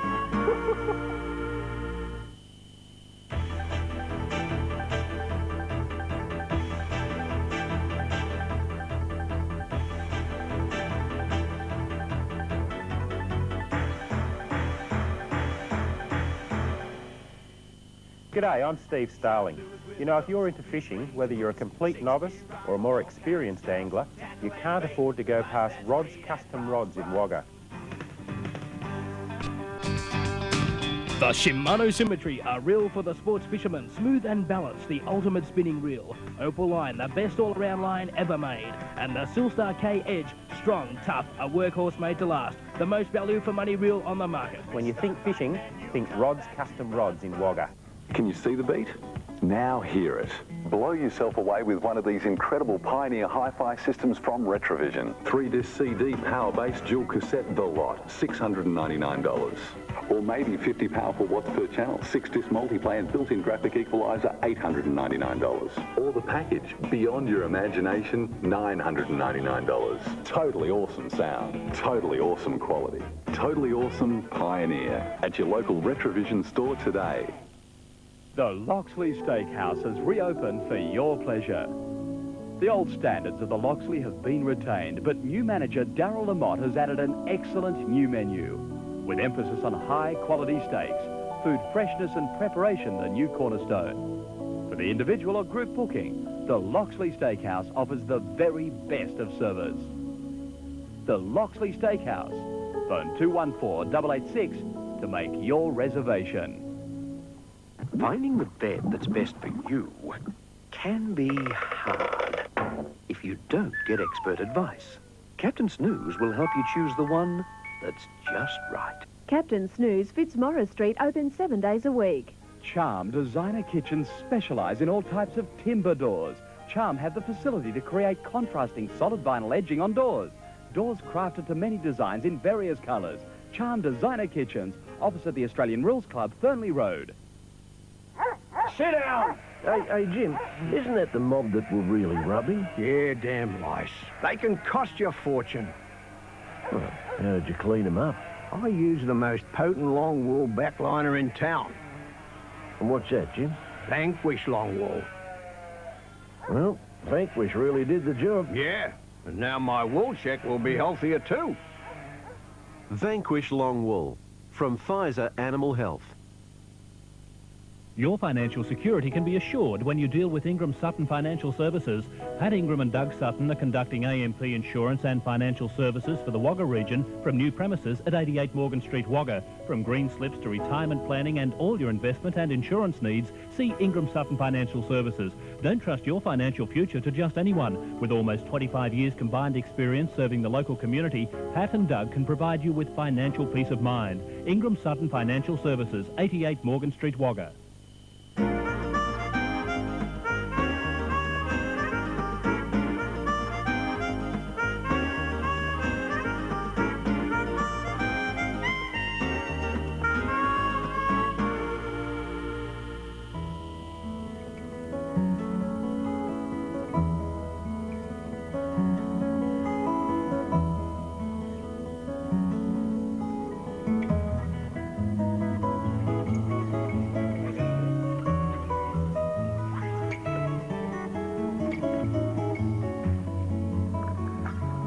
He's there. And the small GTs must be few up here though.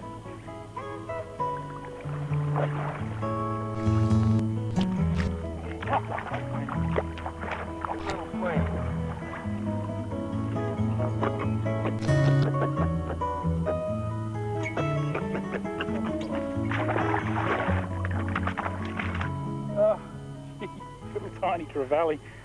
Well, we were outside fishing here off Cape York Peninsula. We were looking for black jewfish and mackerel and queenies, and this big rain squall came across because it is, after all, just the end of the wet season.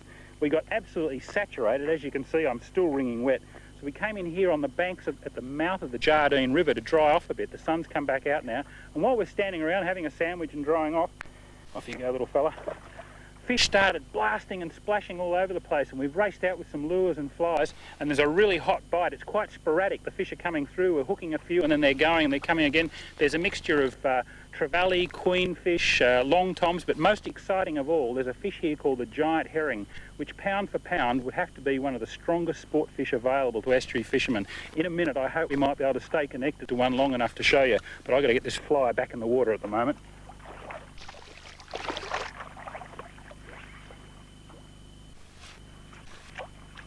Yes, come on. Yes, got him. Well, there you go. It's as easy as that. Release one fish, wade in, make another cast, and I'm hooked up again straight away. This is another trevally. No, it's a queenfish, this one. Oh, I just don't seem to be able to get through the trevally and queenfish to get hold of one of these giant herring that I want to show you. This is quite a small queenfish, or leather skin. I'll just be a little bit careful how I handle this bloke, because the little ones seem to be the spikiest of the lot. They've got these really nasty spines up here on the back, and a couple down here in the ventral fin as well. I can hear the other guys hooking up behind me. It's all happening here. I just want to get the hook out of this fish so that I can get my fly back in the water, because this is turning into a hot bite. And this is what happens in the tropics. Nothing happens for hours, and then the tide gets to the right level and everything breaks loose. Righto, let's see if we can get another one.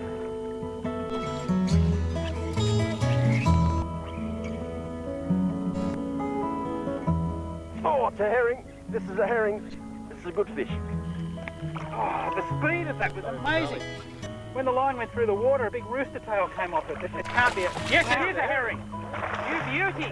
Oh, it was a herring. Fast and furious. I'll tell you what, these herring are berserk. That one jumped about 4 feet in the air right around my feet. Well, we'll see what we can do. We'll get another one. Woo.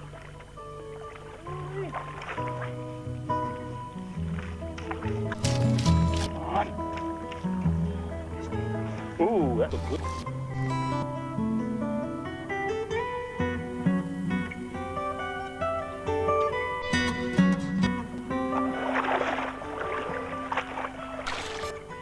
He's all over the place, isn't he? Look at him go. He's tracking right into the shallows now. Oh, could be a herring. Big silver flash. I still reckon he would have come out of the water by now, but we'll see. You might be right. Yes, I guess he would have jumped. That's the thing with these giant herring. As soon as they feel the hooks, they come flying out of the water in all directions. I'll put money on a trevally. Little giant trevally. I'll leave you to it, mate. There's something else breaking out there. I'm sure you will see. GT.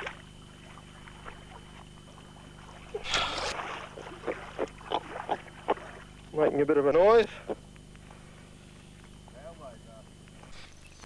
Only small fish, but a lot of fun. Nice fish. The bearded burbler's not here today, so we'll let this one go without the kiss. There you go, fish.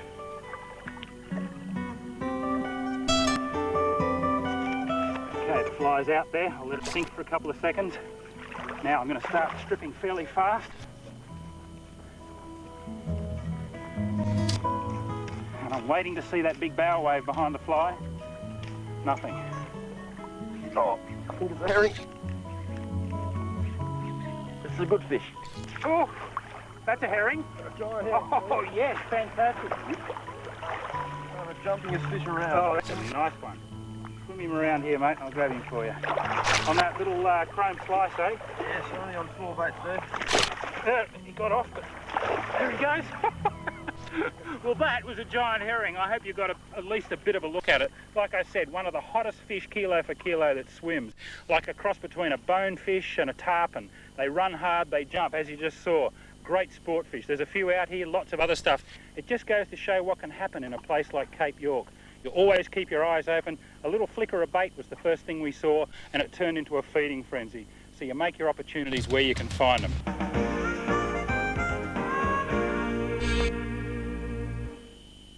Discover the fun. Dead right. At 6:30, tips to train your pets. But what happens when cat meets dog? Talk to the animals. Then at 7:30, is Tim's marriage down the toilet? You know, I have never seen that drain before. Home improvement. I'm gonna blow that thing right out of you. The brand new episodes keep on coming. And at 8, Impossible Effects. Plus, you could win 2 cars and a Nintendo family pack. The world's greatest commercials. Sunday on Prime. G'day, I'm Steve Starling. You know, if you're into fishing, whether you're a complete novice or a more experienced angler, you can't afford to go past Rod's Custom Rods in Wagga.